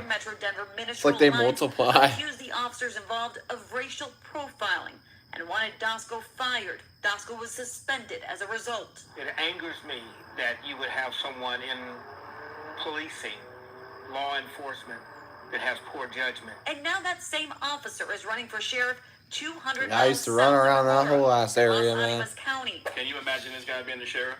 A guy who can't tell the difference between a SUV and a motorcycle. A guy I'd love to go back there, man. A law enforcement officer who does not know that license plates have similar numbers.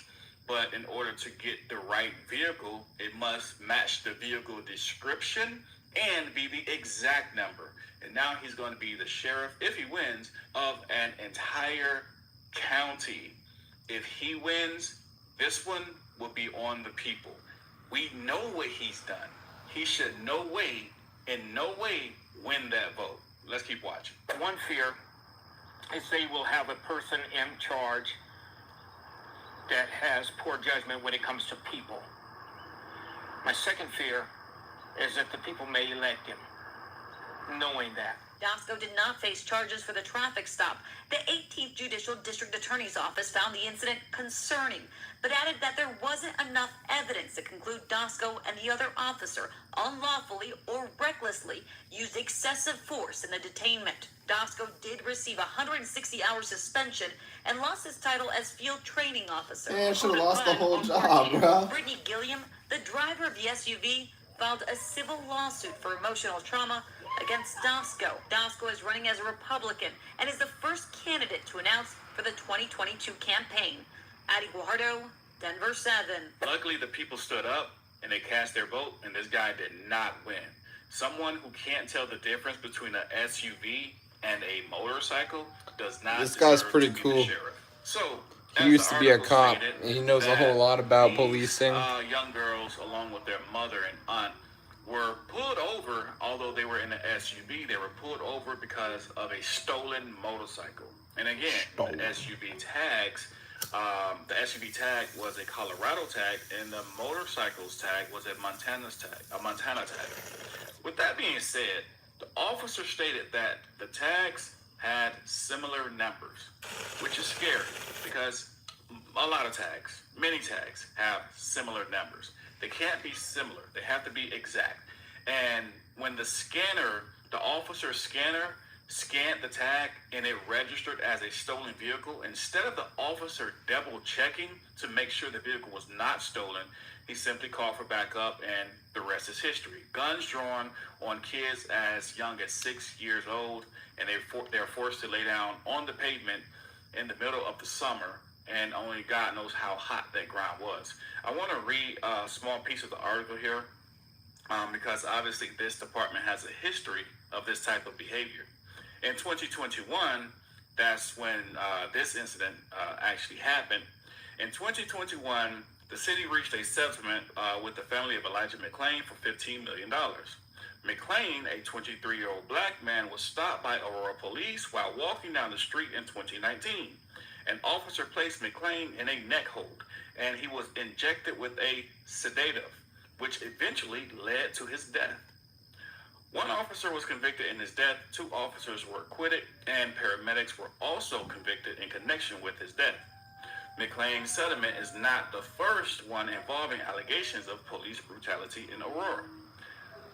The New York Times found that the city had settled at least 11 other cases of police brutality from the time of 2003 to 2018 for a total of $4.6 million. So, again, and I actually talk about this in my book, and if you guys haven't gotten the book yet, you definitely want to make sure you read that. I talk about how that there are certain cultures in departments, and all cultures are not the same, but they are similar. And when a culture is inside of a department, when you see these videos when people are requesting to speak to a supervisor, it's pointless because this is the culture of the department. That officer would not be doing what he's doing if his supervisor did not already know he was doing it. This is in most cases. This is why it is up to you to know your rights, to know the law, and not just that, because even though we know our rights and know the law, we see it violated every single day. Record the police as well, because you do not want to leave it up to it being your word versus theirs, because we know how that would end. Yeah. Make sure you know your rights. Always record the police. And with that being said, We the People University, signing off. Welcome to I'm really glad that I found his channel a long time ago. I learned that I should always record the police. Let's see.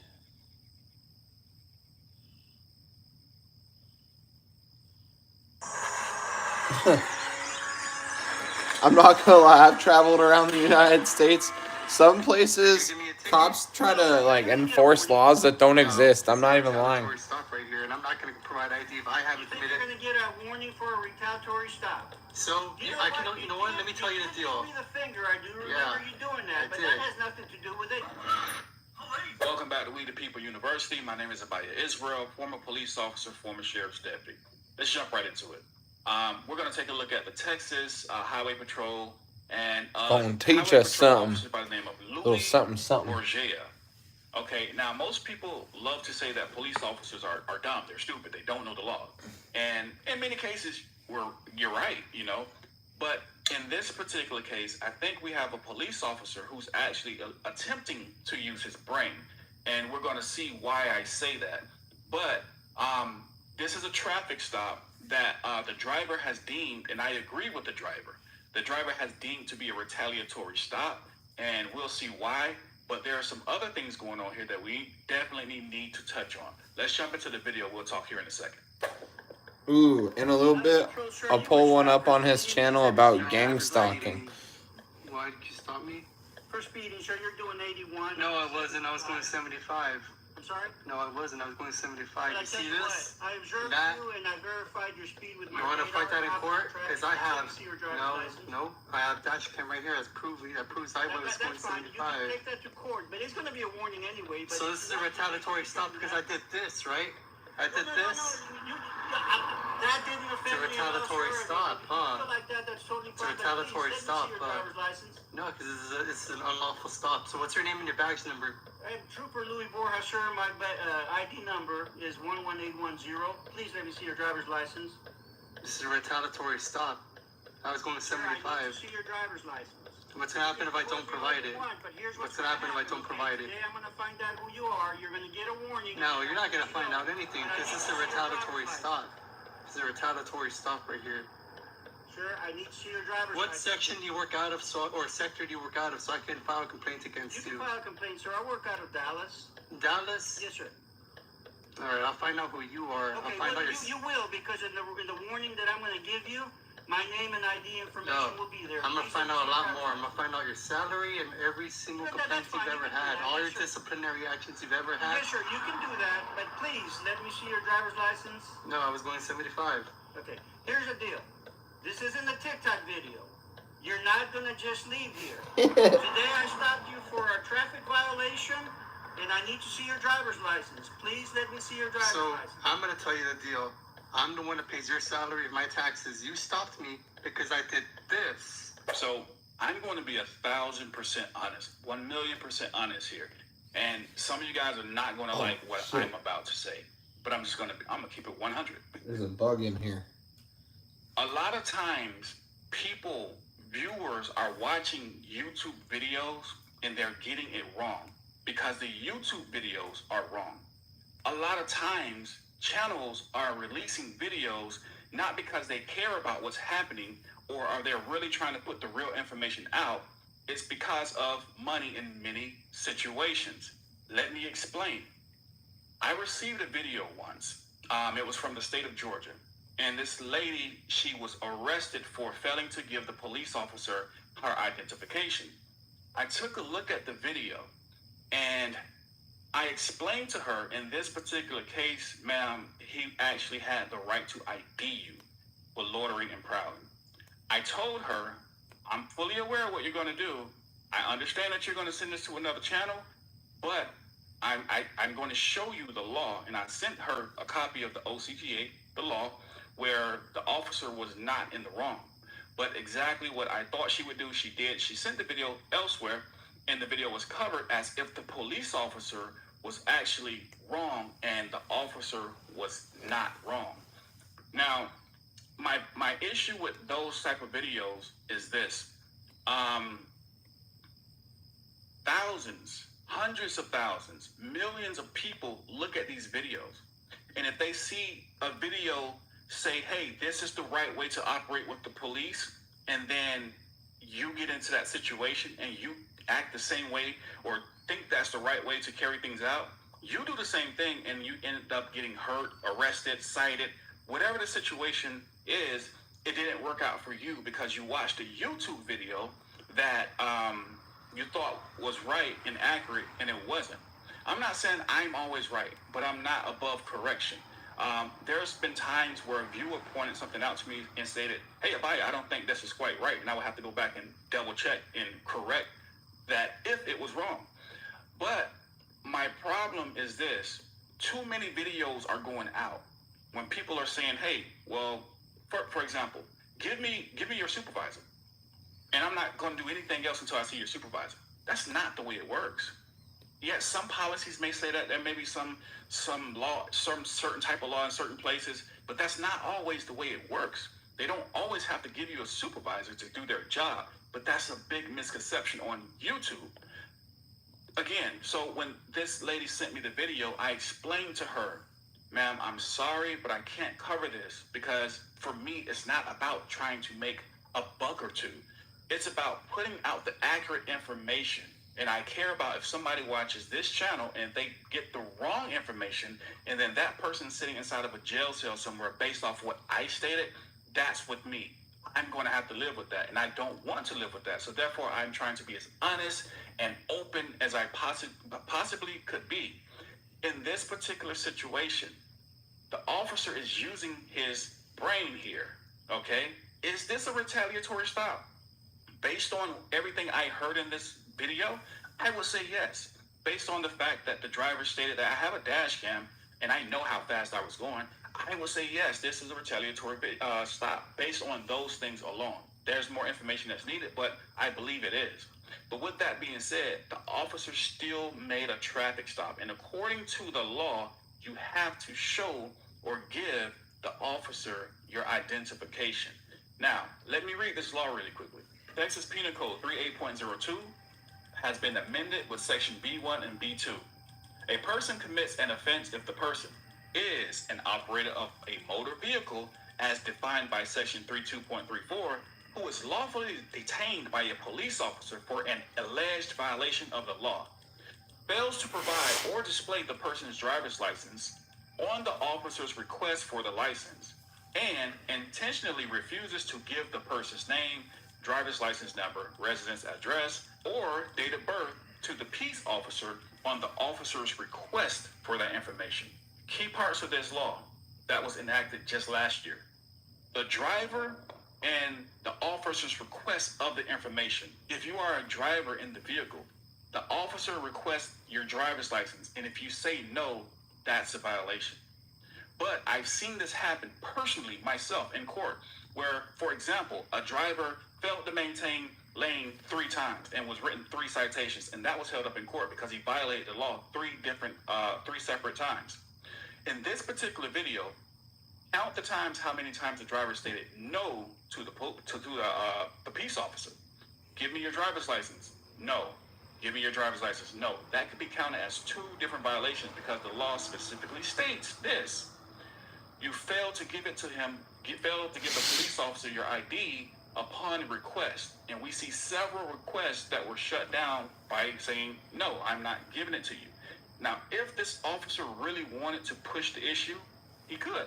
He could probably cite you each time that you said no, but not saying that's going to happen in this video. My only point for saying this, and a lot of you guys may disagree, and that's fine, My only point and reason for saying this is this. We have to understand the law, because this officer, he's using his brain. He is using this law to his advantage. He's playing Mr. Nice Guy because he knows I stopped this guy because, yes, he gave me the middle finger. But I'm going to stop him. I'm going to play Mr. Nice Guy. I don't even want to give you a citation. I just want to know who you are. And I want to put you in not only just a data bank somewhere, but maybe my mental data bank so I can remember you personally. I believe this is exactly what's happening because I've seen that happen myself personally. And I'm sure I'm fully believing that that's happening here. So I agree with the driver. This is a retaliatory stop, but also this will be my advice to the driver. Make sure you stick as close as possible to the law, because when you have an officer who does know the law, that officer is going to use that to his advantage to try and case you up. So again, I'm not saying the officer's right, but what I am saying is this. If this happened to go to court, then the judge would look more favorably to the officer than he or she would to the driver. Let's keep watching. I was going 75, and my dash cam is recording the whole time, recording my speed. Totally fine. Please let me see your driver's license. Are you going to give me a ticket? No, sir. You're going to get a warning.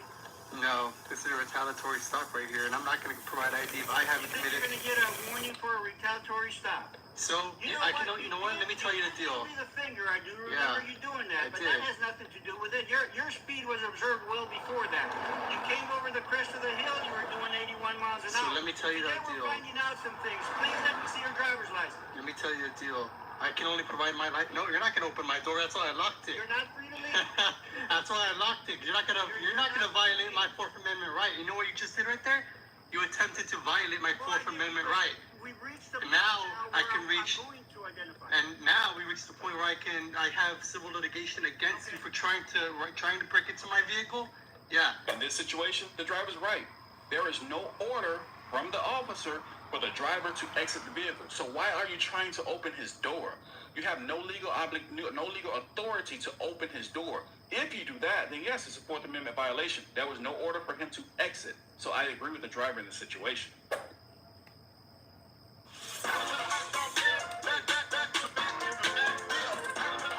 Yeah, that's a lawsuit right there. You tried to break into my car, right? Because I gave you the finger.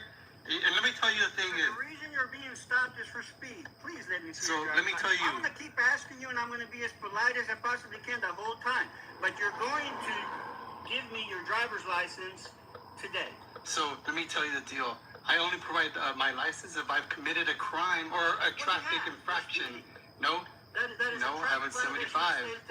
So. Do me a favor. You're not free to leave. There's an officer watching you here. I'm going to call for backup, and today we will identify you. I'm going to ask you one more time. Please, let me see your driver's license. Give me a supervisor. It doesn't work like that. Okay? Yeah, it does. It doesn't work like that. Remember the public request a supervisor? I'm not even going to say I agree with this driver because I don't. This driver is kind of the asshole. Give me supervisor. Now, sir, let me tell you something. I noticed that you've got the DV tags on your car. Yeah. I did 20 years in the Air Force myself. Good for you. Now listen. I am shocked that a veteran would react this way at a simple traffic stop, especially to one that you're going to get a warning on. Let me tell you something. Go ahead, sir. Go ahead. So you're shocked because you drank the Kool-Aid when you were in? I'm sorry? You're shocked because you drank the Kool-Aid when you were in. I did my time. Okay. I got out, and I let it go. Okay. I let it go already. Fine, but here's the deal. We don't act like that. This is a legal traffic stop in which I need to identify you. Very simple. Okay, very simple. Just run my tags and get my identity like that. Well, you see, that's just it. I just did. I'm finding that out. But here's the thing. I still don't know that that's you. Okay? So I'm assuming it is, but it's not. Here's the one thing that I'm going to tell you for sure, okay? Everything based on legal and whatever authority the state of Texas gives me.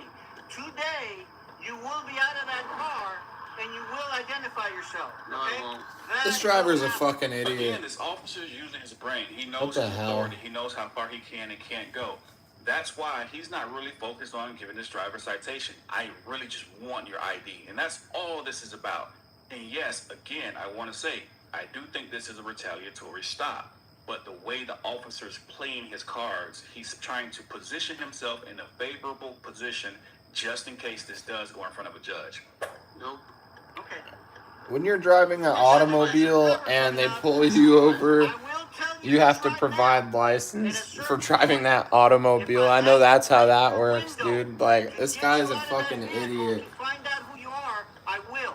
Please don't make. Is that a threat? Please. I think this guy, I don't know where he learned the law at, but the driver is wrong. I don't know how the hell he learned his law, but he learned it improperly. Is complete my traffic So, stop, to which at this point will be a warning. However, you're not gonna get it your way. Like I'm telling you, this isn't a TikTok video.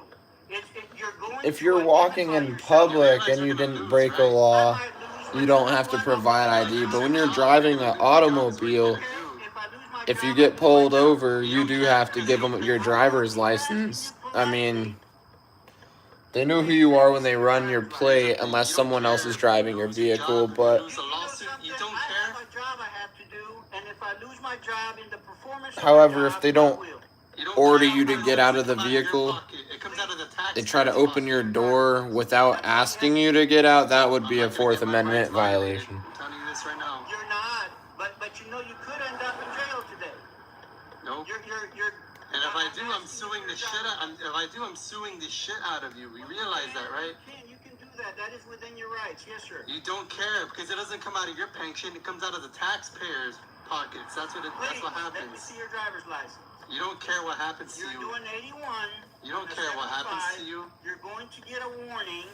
Please, let me see. Let me see your supervisor first. It doesn't work like that. Yeah, it does. It doesn't work like that. Yes, it does. And remember, I'm telling you, this is not a TikTok video. Please, let me see. And I'm telling you, this isn't a TikTok video either. This is real life. This is my life. I'm not going to let you fuck with my life. That's why hopefully you'll do the right thing and identify yourself. So you want me to give away my rights to satisfy your investigation is what you're saying? It's not an investigation. I know you were speeding.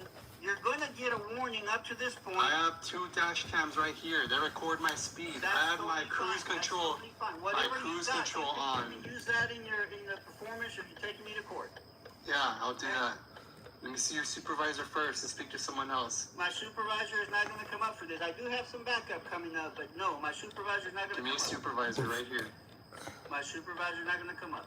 Again, a misconception that comes from YouTube, I believe. Or a lot of it comes from YouTube, in my opinion. Police don't always have to get their supervisor before they are able to complete their traffic stop. That's what a lot of people seem to believe. And I get emails about this, and the answer is no. Per policy, maybe they may have a policy or something may dictate or determine whether an officer has to get his supervisor maybe randomly in different places. But generally speaking, an officer does not have to get his supervisor out right away just because you stated so. Alrighty, then I have nothing else to say to you. I am a legal, trained police officer. I observed you speeding. No, you didn't. And I made a stop. And at this point, all I need to do is identify you as a driver. Please, let me see your driver's license. So what actually happened is you're retaliating against me because I did this to you. Well, you did that, but that means nothing to me. Yes, it obviously does. That's why I'm stopped right now. I'm sorry? It obviously does mean something. That's why I'm stopped, right? Well, that's why you think you're being stopped. But you're being stopped for doing 81 on a 75. Kind of ironic that you turned on the lights as soon as I stuck my finger out like this. You turned on the lights, huh? That's what you think. Kind of ironic. That's what happened. But I tell you what, I can only tell you and swear to what I myself did and know happened. Okay? How about this? I'll present to you my ID, but I'm not going to hand it to you. I'll show it to you. You're getting there. You see, it's working. I don't think you're a bad No. I'll show it to you. I'm not going to hand it to you. So you have proof that this is my vehicle. But you can't take a picture of it. Well, no, I'm not going to take a picture of it when I have to have the number, right? I need your partner's name and badge number. You're still not free to leave. Let me ask you this. They're involved because they're here on the scene. It doesn't count like that. None of them have made any contact with you. That's okay. I still want their names and badge numbers. Do you want to sign this, yes or no? First, let me get their names and Do you badge want to numbers. sign this, sir? Yes or no? Let me get their names and badge numbers At this first. point in time, sir, you can leave, okay? You have a safe drive. What happens if I don't sign that?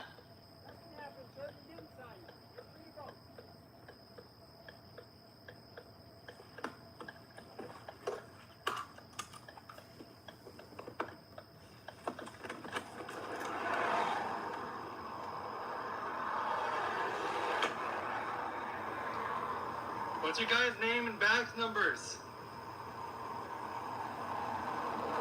What's your guys' names and badge Oh, wow. numbers?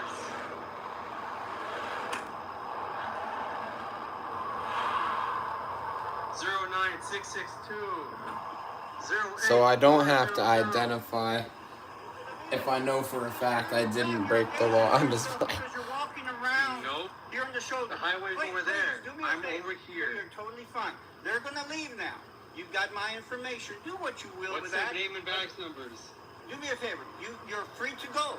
You're free to go. You have yourself a nice day. So what happens if I don't sign that paper? You didn't sign it. Nothing happened. You're free to go. You see what I'm saying? You're being Yeah, you difficult. escalated to a ticket, right? Because I didn't sign it. Have a safe day. No, it will not. I promise you, it will not be turned into a ticket. You have a safe day. You are free to go. Okay? I appreciate you. I will get all their names and badge numbers today. I got the license There plate. you go. Have a nice day. Okay. Please be safe. Don't stay out here where somebody can run you over. I'm gonna leave right now. Hey. That's fine. I see the police drone. Again, I want to be 1,000% clear You guys see on what that? I'm saying. I do think that the content that's being shared on YouTube is not always accurate, and a lot of the content is opinionated, and it's how certain people will choose to do certain things, and I understand that. What I am really referring to is the blatant bad information that's being put out. And so when I saw this video, I wanted to just add that in to make sure that any content that's being shared, that we all, because we all have a responsibility, whether we're content creators or whether we're just someone who's teaching our children their rights, it's our responsibility to make sure we're operating as closely as possible to the law. Because if we're not, we're setting ourselves up for a bad situation. So always know your rights. And I repeat that line at the end of every video for a reason. Always know your rights. It's imperative. You got to know your rights and always record the police. With that being said, We the People University, signing off. Welcome to The GOAT Debate, the premier online sports debate show where engaging discussions and thrilling debates unfold as we determine who is the greatest of all time in every sport. Be sure to subscribe, call in, and participate. Come and be a part of the conversation.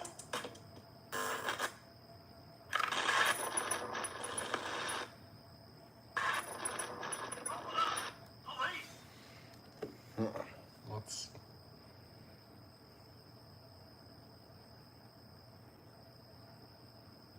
We the People University gang stalking. We the People University gang stalking.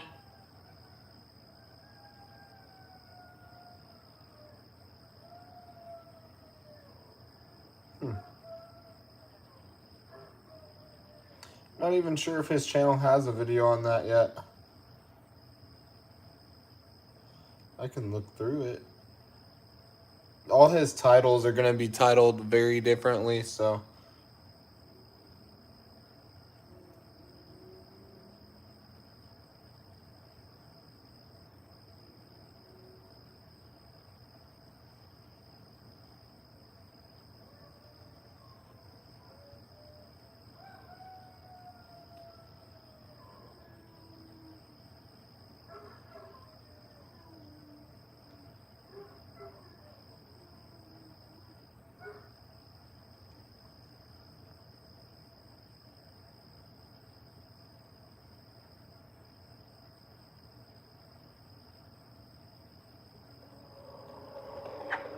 This is not the same guy. This is something else.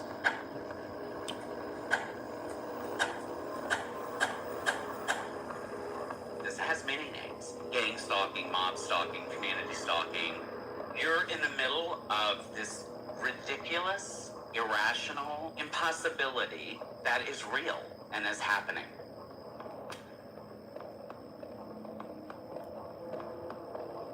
First, The Guardian revealed the National Security Agency is collecting telephone records of millions of Verizon customers. And surveil someone through their phones, through their, certainly through their television sets. For the last year and a half, he's been systematically followed by a group of people. Does the FBI use drones for surveillance on U.S. soil? Yes. New Associated Press investigation shows that the Bureau has its own little Air Force with scores of planes flying over American cities, recording video and tracking cell phone conversations. He has a man outside of his house in a hood, like basically like a hood that looks... Well, this almost sounds like gang stalking or something. Have you heard of that? Many of the things that victims of gang stalking describe are also symptoms of mental disorders. We're not having a group hallucination. This is actually something that's happening.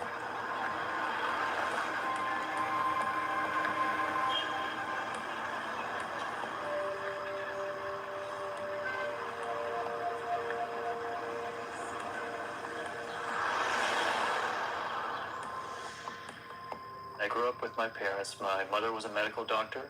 My father was a former rocket scientist turned teacher. I grew up with a desire to be a graphic artist. And then I didn't like school very much, so I joined the Navy. And I did that for a couple of years. Didn't like that too much, so I came back to LA and basically lived in Los Angeles as a homeless man, just living on the street. I had my truck with a shell, and I worked as a handyman or construction jobs that I would get. The gang stalking experience started for me when I noticed these black SUVs and other police vehicles driving slowly along the street, but they never came up to me or said anything. And then I had 7 or 8 helicopters hovering directly over my apartment, and then it goes, and it keeps happening, and it begins to dawn on me that something is going on, and this continued on. Here comes the gang stalking helicopter. Here he comes. It's confusing to humans trying to understand gang stalking. Why would they do this to me? Why would they do these weird, petty little things that, may even just irritate me at some moment? If you were to ask me what gang stalking is, it's a way to slowly kill people using their own decisions. See, we're getting one of our friends here. I don't know if you can hear that on the audio, but we're getting a buzz right now. And on certain topics that I'll bring up, I'll get buzzed. My understanding of gang stalking is that a number of people have found each other on the internet who believe that they are being targeted for harm. So there's this concept of hypervigilance, right? Which is that your threat assessment centers get locked into a position that is too high. They're warning you all the time about things not necessarily untrue, but that you would feel better not worrying about. Being of the opinion that you had to constantly look around and figure out what might be threatening to you, or else your life would be at stake, would lead to you not just seeing connections that weren't there, but erring on the side of safety when you see a connection that might or might not be there.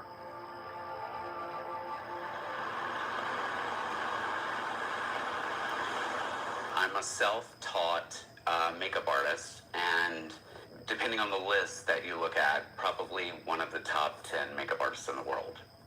I think that just my life experience, me being around famous people all the time, what paparazzi photographers do to them, what normal people do to them if they go out in public, there'll be a gang-like reaction. This is essentially the same thing, except it's not, I didn't ask for it.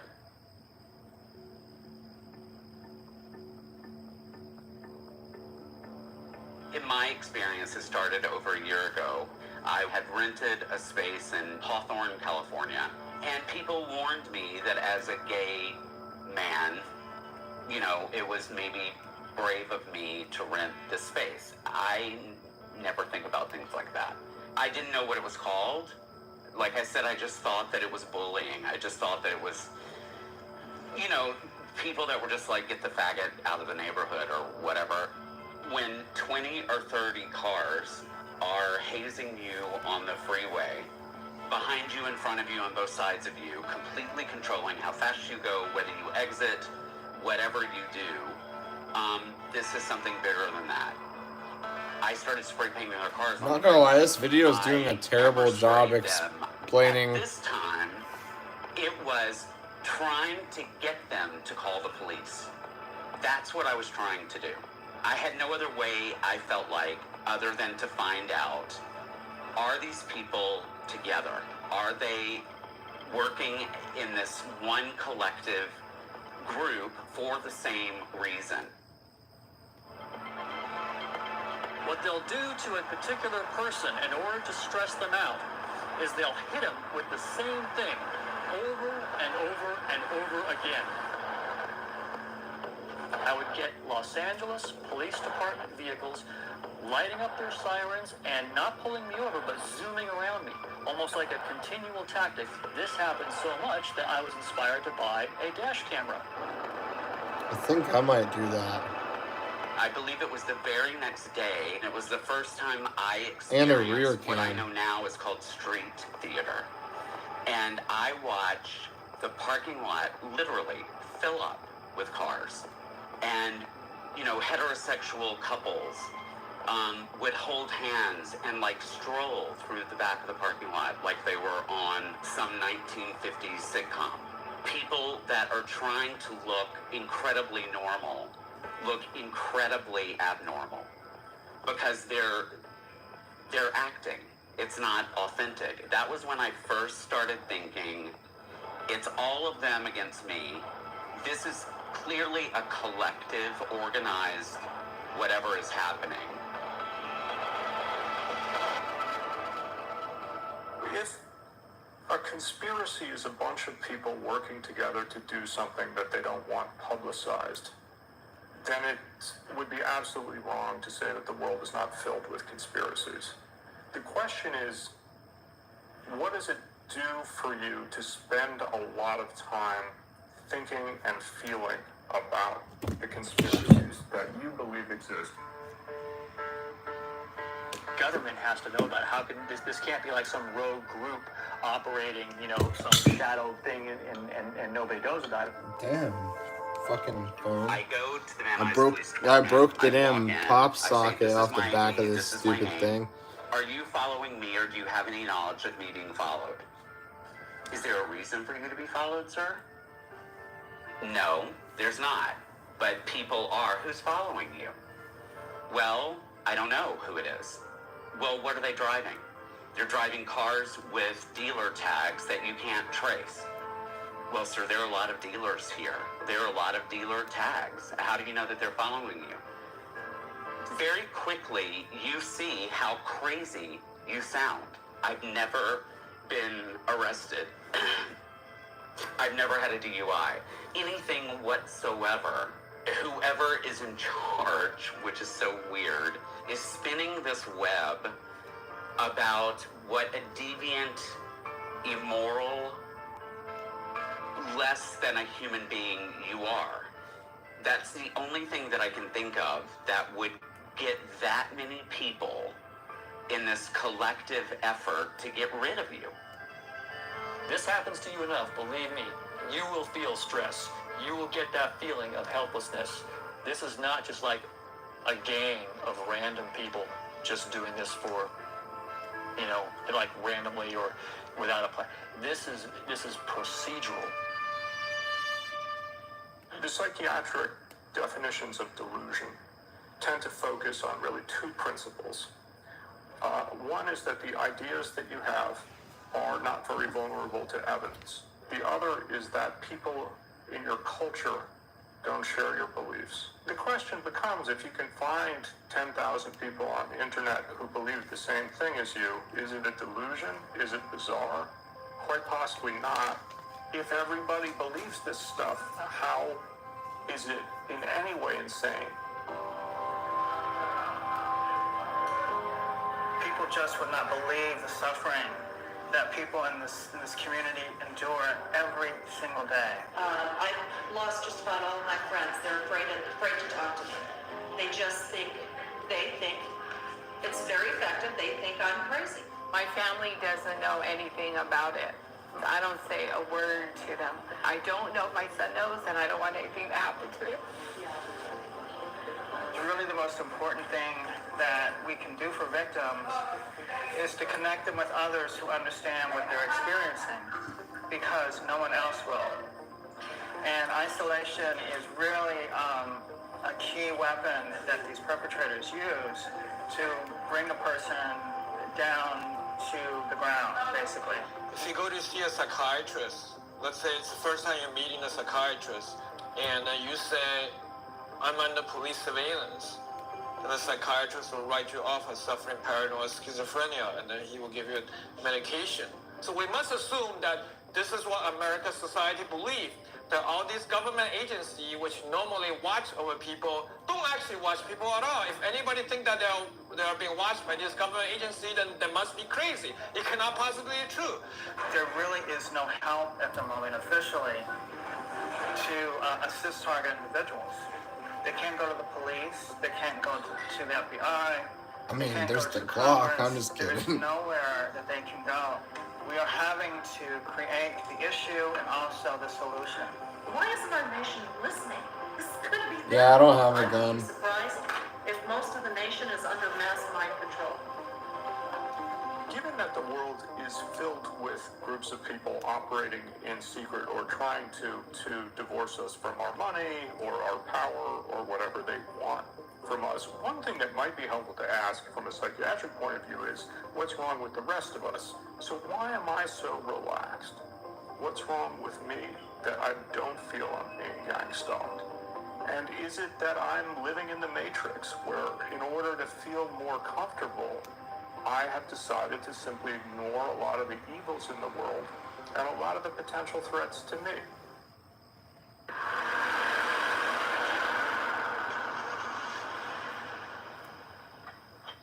Okay, so what we're seeing here is this scene where the Keanu Reeves character climbs out of the battery vat chamber. You can't see, precisely what it is because of that loss of focus, but you can definitely see that something is abnormal. As you're looking into it, I drew a picture of what the shapes of those claws are.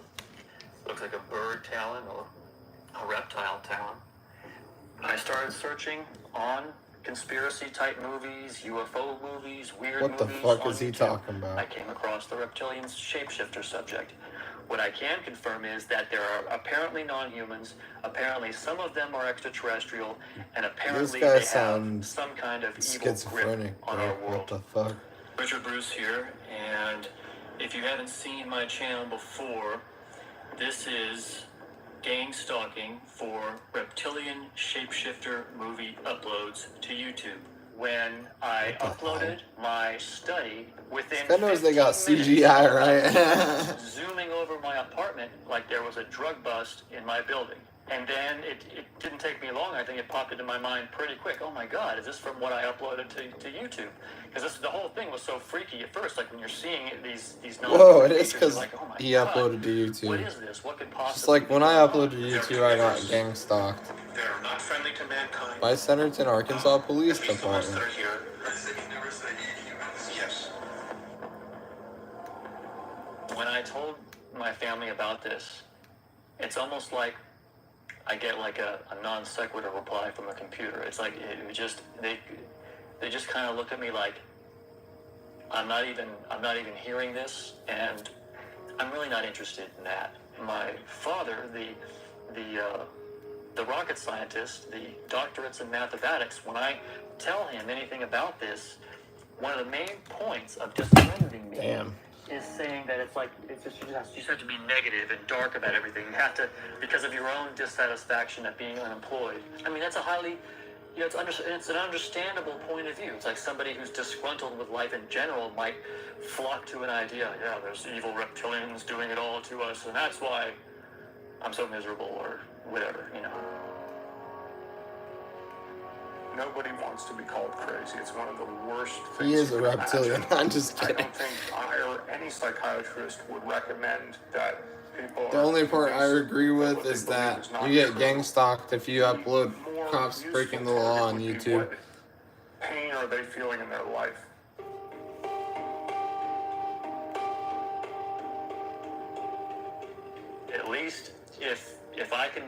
anything, if I can achieve anything, Sometimes they follow you in their own cars, exposing this issue to the general like their own personal it cars. could be that it takes away Sometimes they follow you, or they trail down your street with because it's terrible what's happening to people. cars that have, I mean, what kind of a country do we live in? Where what's you the can't word? say certain things or do certain things without Property of the state of Arkansas on there, on the plates.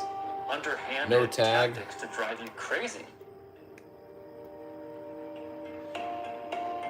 Sometimes they use cars that they've confiscated from people. Irrational impossibility that is real and is happening.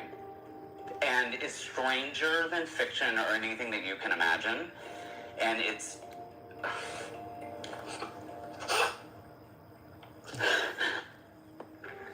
This is terrifying. Fuck. I don't want to start crying.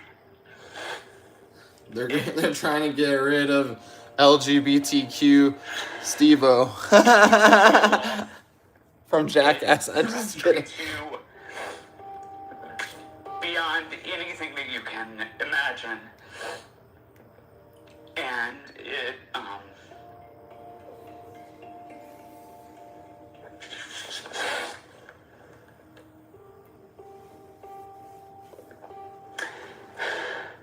it changes you. We can see it from everything. The fluoride in the water, the chemtrails, the fake education system, the fake medical system. I mean, when are we going to wake up and stand up and fight? As the scripture says, how good is it for brethren to be together? Meaning, how good is it for people who truly trust each other and are friends to be together?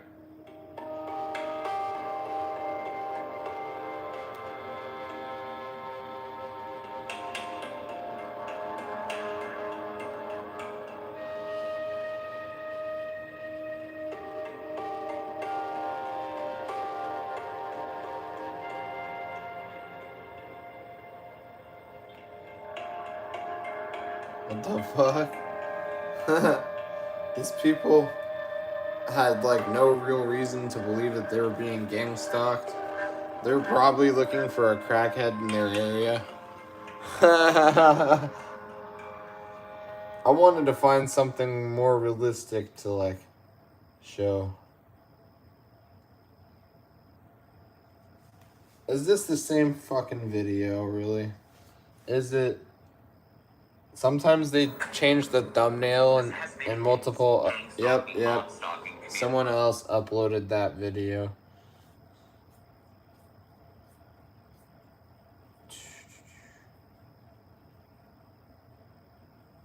There's a video that says, "Why are you being gang stalked?" And they presented it all cheesy. Let's see what the fuck this says.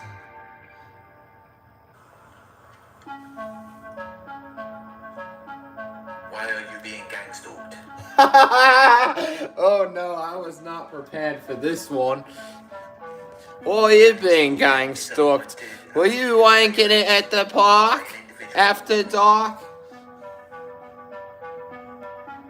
It involves harassment and intimidation.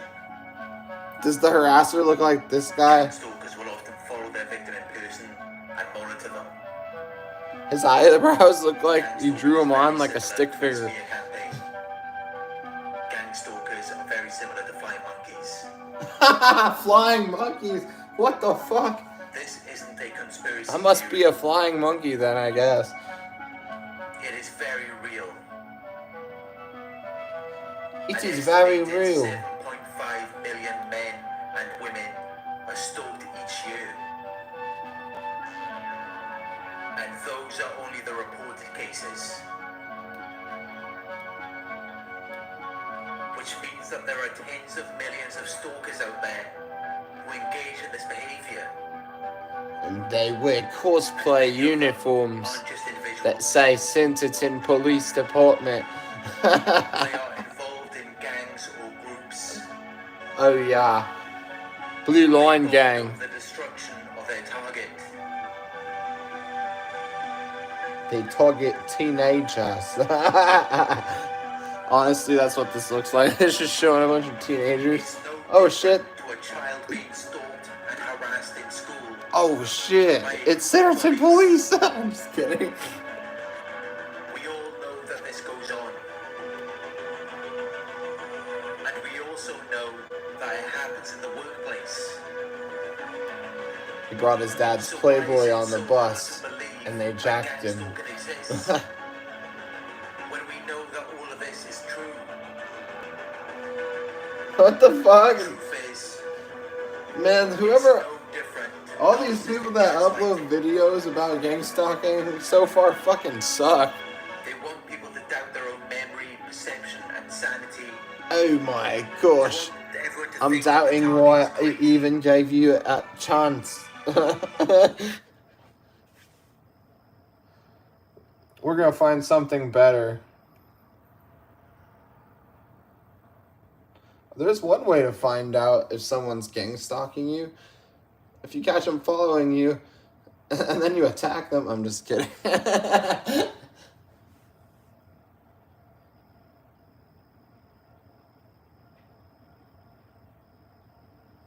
What the fuck? We got some funny shit here. So guys, this is gonna be a special video. Hey, guys, it's gonna be a special video. I'm gonna give you guys the truth and the insight and what you should do whenever something like this happens to you. So I'm being stalked by Cody Harper. whenever gang stalkers ask you questions, and I don't know if you guys know what I know about.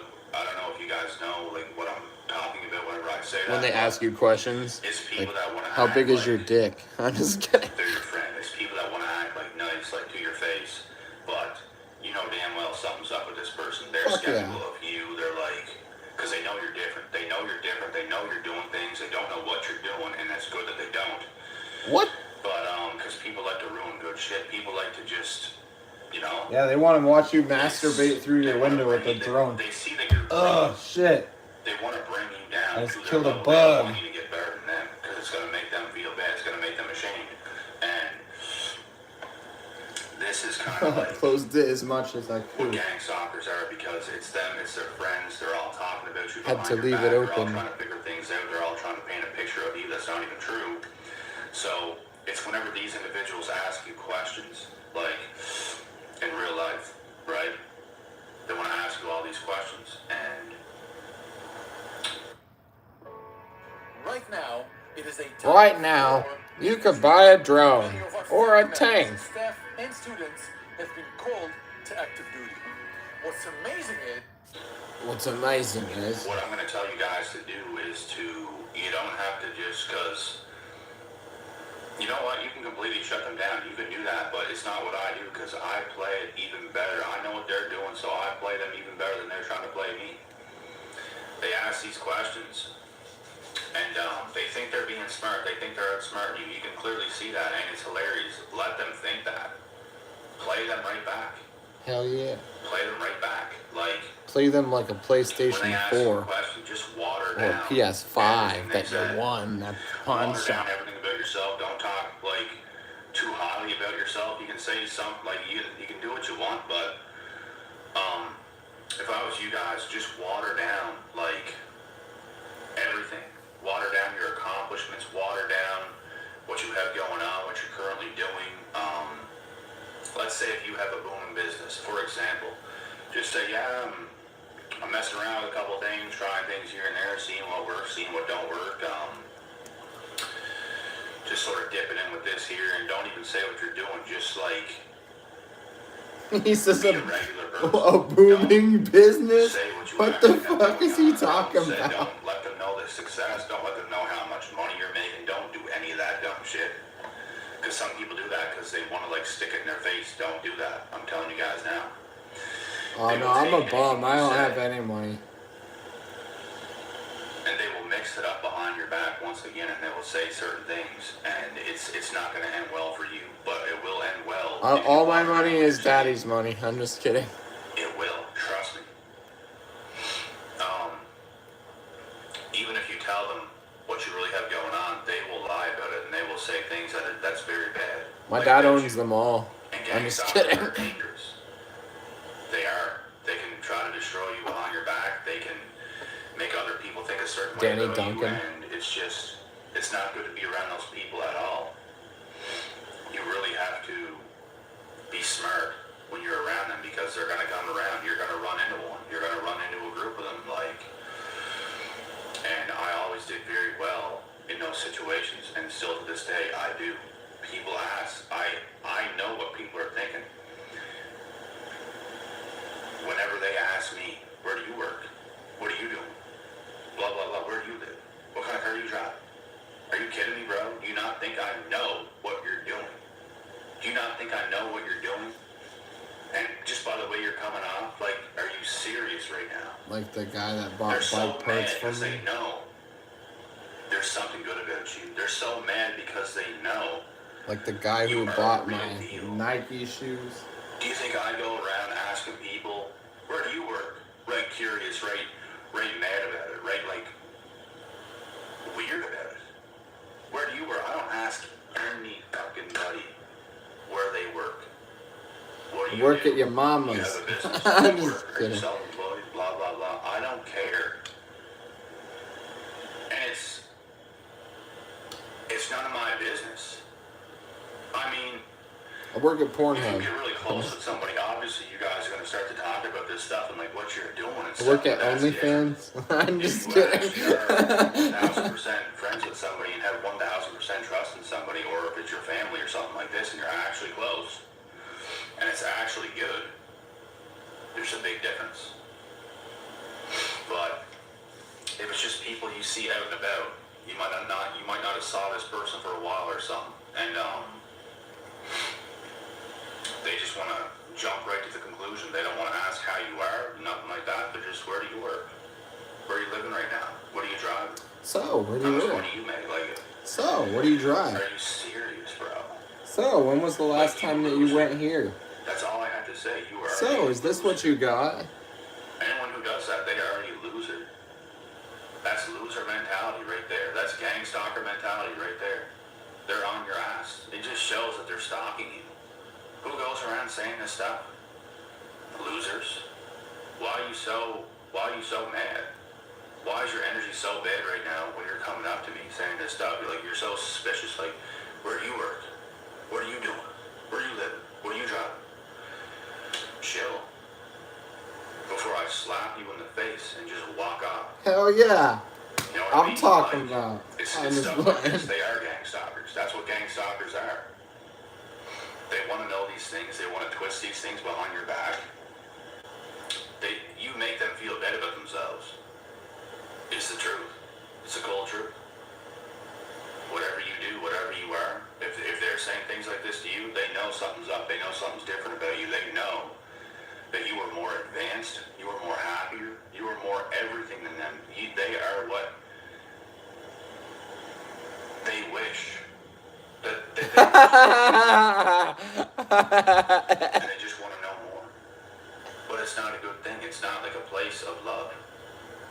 People can actually ask you these questions, not so rapidly, not so like suspiciously, but just like over time, you might be talking to a person that Yeah. might Adidas should really sponsor this guy. want to know what you're doing, and you can feel the happy energy from them whenever they're congratulating you or telling you good job and stuff like this. And I don't mind answering questions to those types of people because I know the difference. You can easily tell. These people have this weird, very, very weird, unusual energy when they come around and ask these questions. Things are off. That's when you water everything down. Like I said, guys, this is what you do in those situations. You don't let them know what you're doing.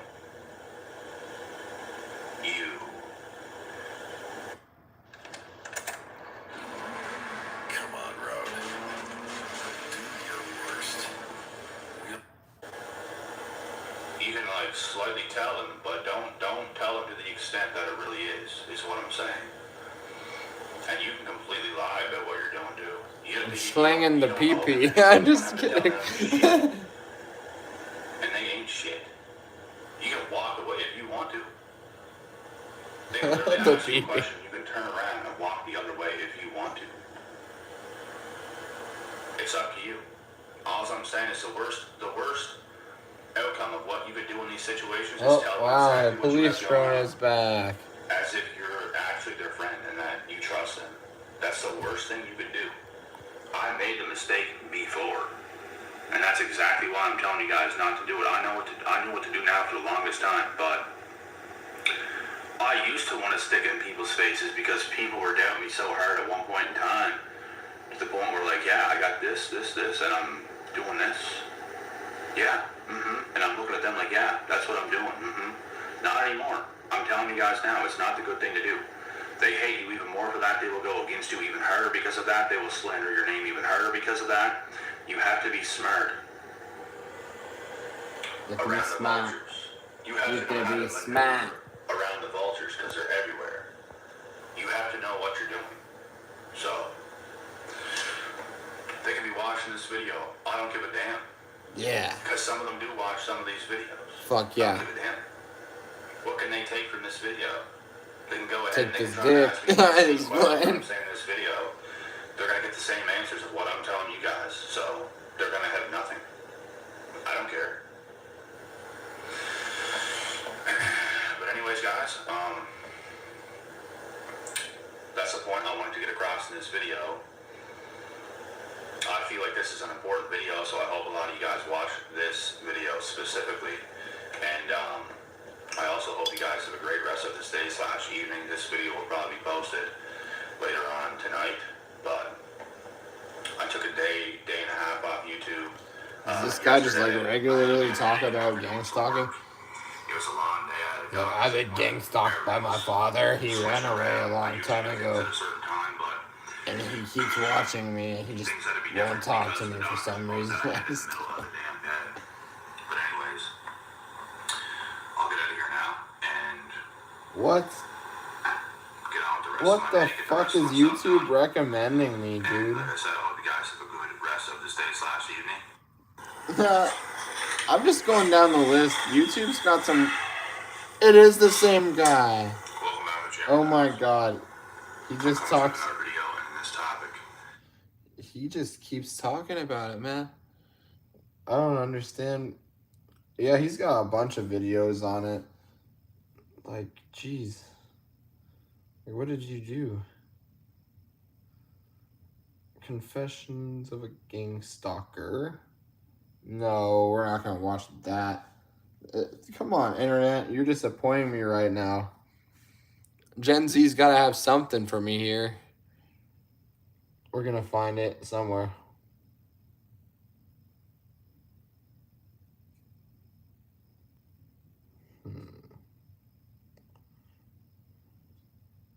Oh, sweet. Hello, everyone. I found Today something. we're going to talk about gang stalking, operations and tactics, and some of the schemes they like to use. Yeehaw! To those of you out there who are targeted individuals like myself, you will recognize many, if not all, of these schemes. To those of you out there who are not victims, by the end of this video, I will have given you many credible sources to do further research on gang stalking. Hell yeah. And to those of you out there This who guy are sounds like a skeptics, by the end cop. of this video, If I was in Texas and I got pulled over, I would feel like he would sound like the cop. to those of you out there who are not victims, you may be asking yourself, what is this gang stalking program we're hearing more and more people talk about every day? What this is a post-2000 COINTELPRO. COINTELPRO, which existed from 1956 to 1971, is America's version of the old Stasi program. Now, this is a program driven by hate, plain and simple. It is methodically designed to psychologically attack the targeted individual in every facet. It is an all-out assault on one's existence. These attacks are personal in nature, and they are designed to attack the targeted individual while he occupies the same environment with the non-victim simultaneously. This program is methodical in design and is executed to near perfection. Now, you may be asking I yourself, see the drone well, again. how is this gang stalking possible, and how is this community harassment taking place and we can't see it? We're not aware that it's happening. Well, two major factors are involved. One is the methodology that drives the program, and two are the street-level perpetrators who commit these crimes. which we'll be coming back to later on in this video. So first, the methodology that drives this program is very clever in design. It is engineered to attack the victim while he occupies the same environment as the non-victim. Now, you may be asking yourself, how is this possible? Well, what these perpetrators use is a tool known as sensitization. If you would, take a look at these next 2 video clips.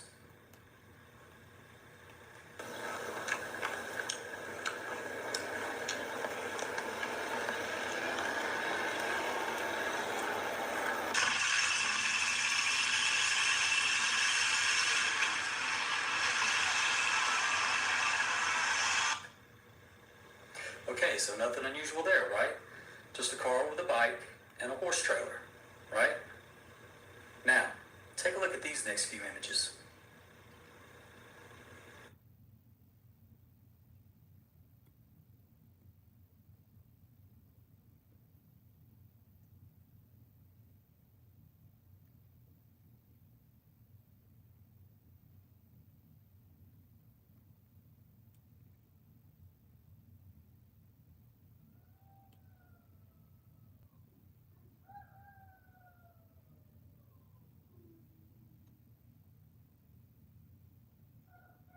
What exactly are we looking for here?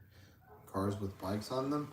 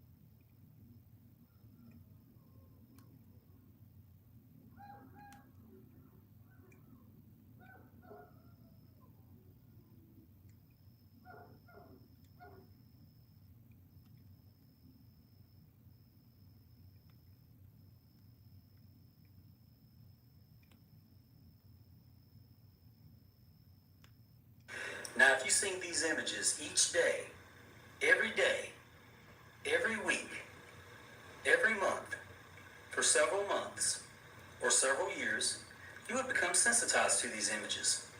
And as a sensitized person, if you were alongside someone who was not sensitized, and the two of you seen either of these,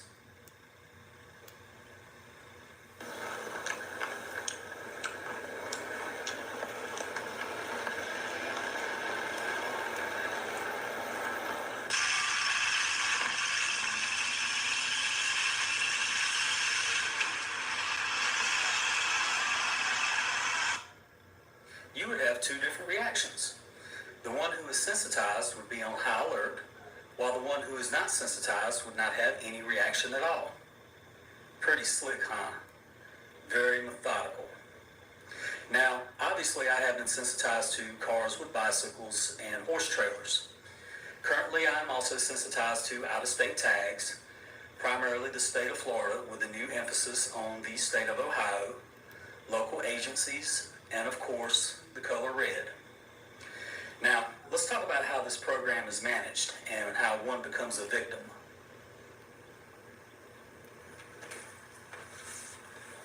First, let's look at the FBI and what they consider to be a potential domestic terrorist. Here I have a list of 72 behaviors and characteristics the FBI searches for when determining if one is a homeland threat. Included on this list are those that are anti-abortion, those that are anti-nuclear, and simply those that want to make the world a better place. Now, upon closer study and looking at this list, one can conclude that any one or more than one of these behaviors can pertain to anyone in the United States. In other words, this list has been cleverly designed to include anyone and everyone. Anyone could be labeled a homeland threat. Now, fusion centers is where information is compared and processed that is harvested from emails, from phone conversations, from medical records, and from purchase histories. The CIA, DHS, and FBI compare, dissect, and fuse this information at these fusion centers. The real problem, however, lies in the ease of manipulation. This is where the problem originates, and the abuse of the agenda for the search for homeland threats is exploited. This article I have here from the Examiner dates back to September 2011. It's one of the better articles I've read describing this injustice. I'd like to share a few key points with you. Number one, FBI documents obtained by human rights groups show 8,000 American targeted individuals are being secretly persecuted because their names are on a strictly confidential government watch list. Now, this article dates back to 2011. I think 100,000 is probably a more realistic number. Number two, this document includes a notice issued December 21st, 2010 to field officers from counterterrorism that states in capital letters, do not advise the subject that they may be on a terrorist watch list. Number three, ever made someone angry? A person who agrees with the American way of revenge, such as calling your name into the local fusion center? Ever jilted a lover? According to those protecting the fatherland, these situations are sufficient enough to be targeted and kept on a watch list no matter what. And number four, and the most disturbing, it only takes 2 people to report a target. 2 people. Herein lies the problem. You take the 72 characteristics that the FBI is searching for when determining if one is a homeland threat, and combine that with a 2-person witness account that one is a homeland threat, and you're now set up for one of the biggest abuses of power in the history of the world. And when you are deemed a homeland threat, you will experience the most bizarre transition in life you could ever imagine. Yeah. There is no due process and there is no day in court. Your harassment is relentless. Now, let's look at some of these perpetrators out in the street that are committing these crimes, and one of the tools they like to use, street theater. If you would, take a look at this next video clip. What I'm going to demonstrate here are 2 different versions of street theater. This first version is a brief conversation with someone on a cell phone. Now, this street theater can be done with a cell phone, as this perpetrator is doing. When this perpetrator arrived, he sat on the opposite end of this coffee house until the table in front of me vacated. As soon as it vacated, he relocated quickly from his table to the table you see him at now, and immediately pulled out his cell phone. Now first, notice his escalated voice. This is used for hooking your attention. Once he's hooked your attention, he will next use catchphrases as these stalkers want their presence known.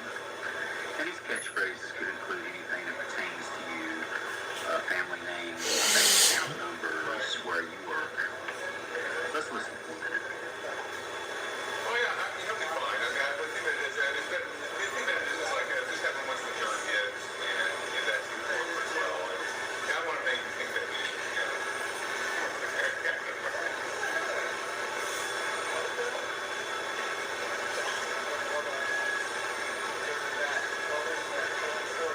Right. Yeah, well, I'll handle it. I just want to make sure you're okay with that. And then,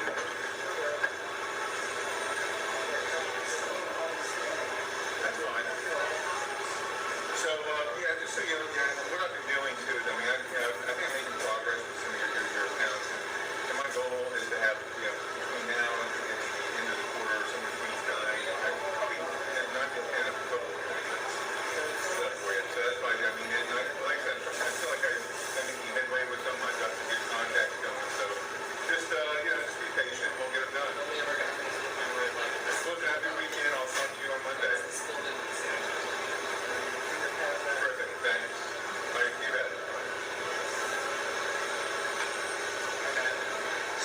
awfully loud for a private business conversation, isn't he? I hid the camera from his sight so he wouldn't deviate from his catchphrases. Now, let's take a look at the perpetrator in this next video clip. The second example we're going to look at is this perpetrator conversating with someone else. This time I wanted her to see the camera to get her reaction to the camera's presence. She immediately stopped her catchphrases when she noticed I was filming and documenting her. I use this example primarily because I wanted you to see how many times she looks at my camera and just how much it is bothering her that she is being filmed and documented. Now listen to a conversation briefly and then watch her reaction to the presence of the camera.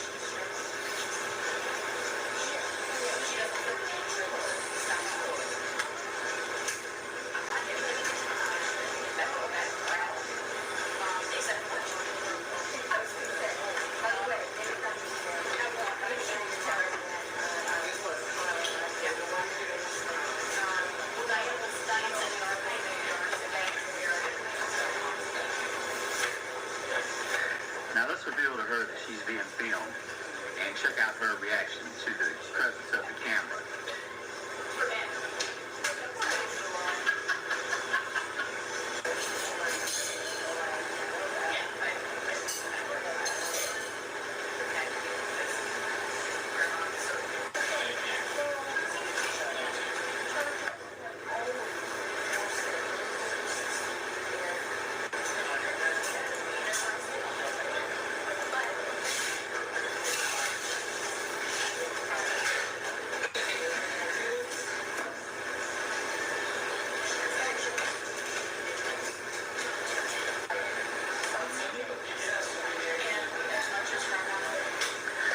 Not once does she say a word about the camera. Although she is locked in on it, she just keeps checking to see if it's there in hopes I might remove it so she can start her street theatrics again. This is typical of the perpetrator's reaction when video is used to record their theatrics. When they realize that they are now my file to resource whenever I need it, they will talk about anything but catchphrases. What I've done here is reverse their attempted implantation of uncomfortableness and used it against them. Now the negativity they intended to poison me with is being used against themselves. They are afraid of exposure, period. The street theater is a huge part of the driving methodology of this modernized COINTELPRO. While occupying the same environment, this program has been engineered with years of research and fine-tuned to affect and impact the victim, while leaving the non-targeted individual unaffected, despite the fact victim and non-victim are sharing the same environment.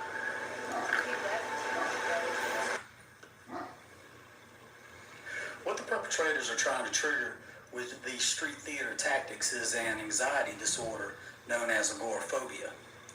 Agoraphobia is an anxiety disorder that is characterized by anxiety when the sufferer perceives his environment to be dangerous, uncomfortable, or unsafe. Now this leads to dissociation, which leads to the targeted individual's isolation.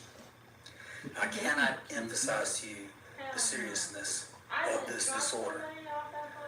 Now the perpetrators are gunning for the victim's total mental collapse with these tactics and with this disorder. They're trying to make you do something you normally would not do. And they'll do anything and everything to make this reality. The inmates are running the asylum, so to speak. Now, while the methodology of this program is very clever, this system does have two significant flaws, and they are major. One is exposure by video camera, and the second is the mental incapacity of the street-level perpetrator. Let's face it, people. These guys are no mental giants. They have succumbed to mind control. They have already sold themselves out, so to speak. They are brainwashed robots that do whatever they are told, whatever they are ordered. They don't question, they don't complain, they just obey. Now, to further the perpetrator's downfall, they have been working in these brainwashed, synchronized teams or units for so long, they've lost all sense of individuality. In other words, these guys can't even order a cheeseburger without consulting each other first. Now, earlier in this video, we talked about this post-2000 COINTELPRO and some of its Stasi characteristics. Take a look at this video clip. So the size of the spot of the population is a diverse network of citizens turned informants. The strategy of the Stasi was to fight any opposition by overt and covert measures. This includes the psychological destruction of the victims involved. One of the main attributes of Stasi symbolism is the color red. The two guys in this video use red t-shirts and red shoes to exhibit Stasi symbolism. Let me reemphasize, this has got to be one of the biggest abuses of power in the history of the world. And for those of you in the public sector who are not victims, and those of you who are skeptics, I hope I've given you some things to strongly think about and consider. Not targeted today, targeted tomorrow. I highly recommend this article from the Examiner back in 2011. And the credibility of this study of agoraphobia and gang stalking from UC Berkeley goes without saying. You can contact me with comments. My email is attached.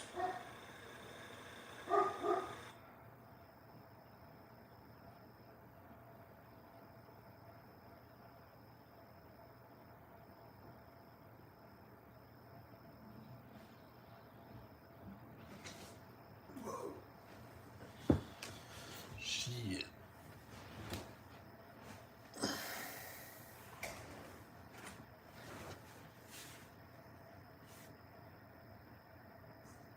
It was a very interesting video, huh? Alrighty, mellow greetings everybody. My name is James. I am from the internet, and we're going to do something a little different today. I know most days I have a whole line of tabs set up across the top of my screen, and I'll review a whole bunch of different stories that kind of interweave, and then try to stick the knockout punch at the end. But today I have What time is it? one Oh, shit. single tab and one single story. And frankly, even with everything that's going on, with a quarter of the country being on fire and half the country being inflamed and at an ideological war with the other half of the country and the cratered economy and the global pandemic, I can understand why this fell through the cracks, but it really deserves some airtime. So Pasco Sheriff created a futuristic program to stop crime before it happens. It monitors and harasses families across the country. That's right, if you're a fan of what I guess would now be considered the futuristic police classic Minority Report with Tom Cruise, when there are cops who are pre-cogs, who have a precognitive ability and can determine people who are going to commit a crime before they actually commit the crime, and then they go out and arrest them or kill them to keep the crime from happening. Commit a crime to stop a crime before somebody actually does a crime. This is some funky futuristic shit. I covered a story about this in LA ages ago. The LAPD tried something similar, and it ended predictably as badly as you would think it would when you let a computer algorithm decide who the next criminal is going to be before they actually commit a crime. So, here we go. Pasco County Sheriff Chris Noko took office in 2011 with a bold plan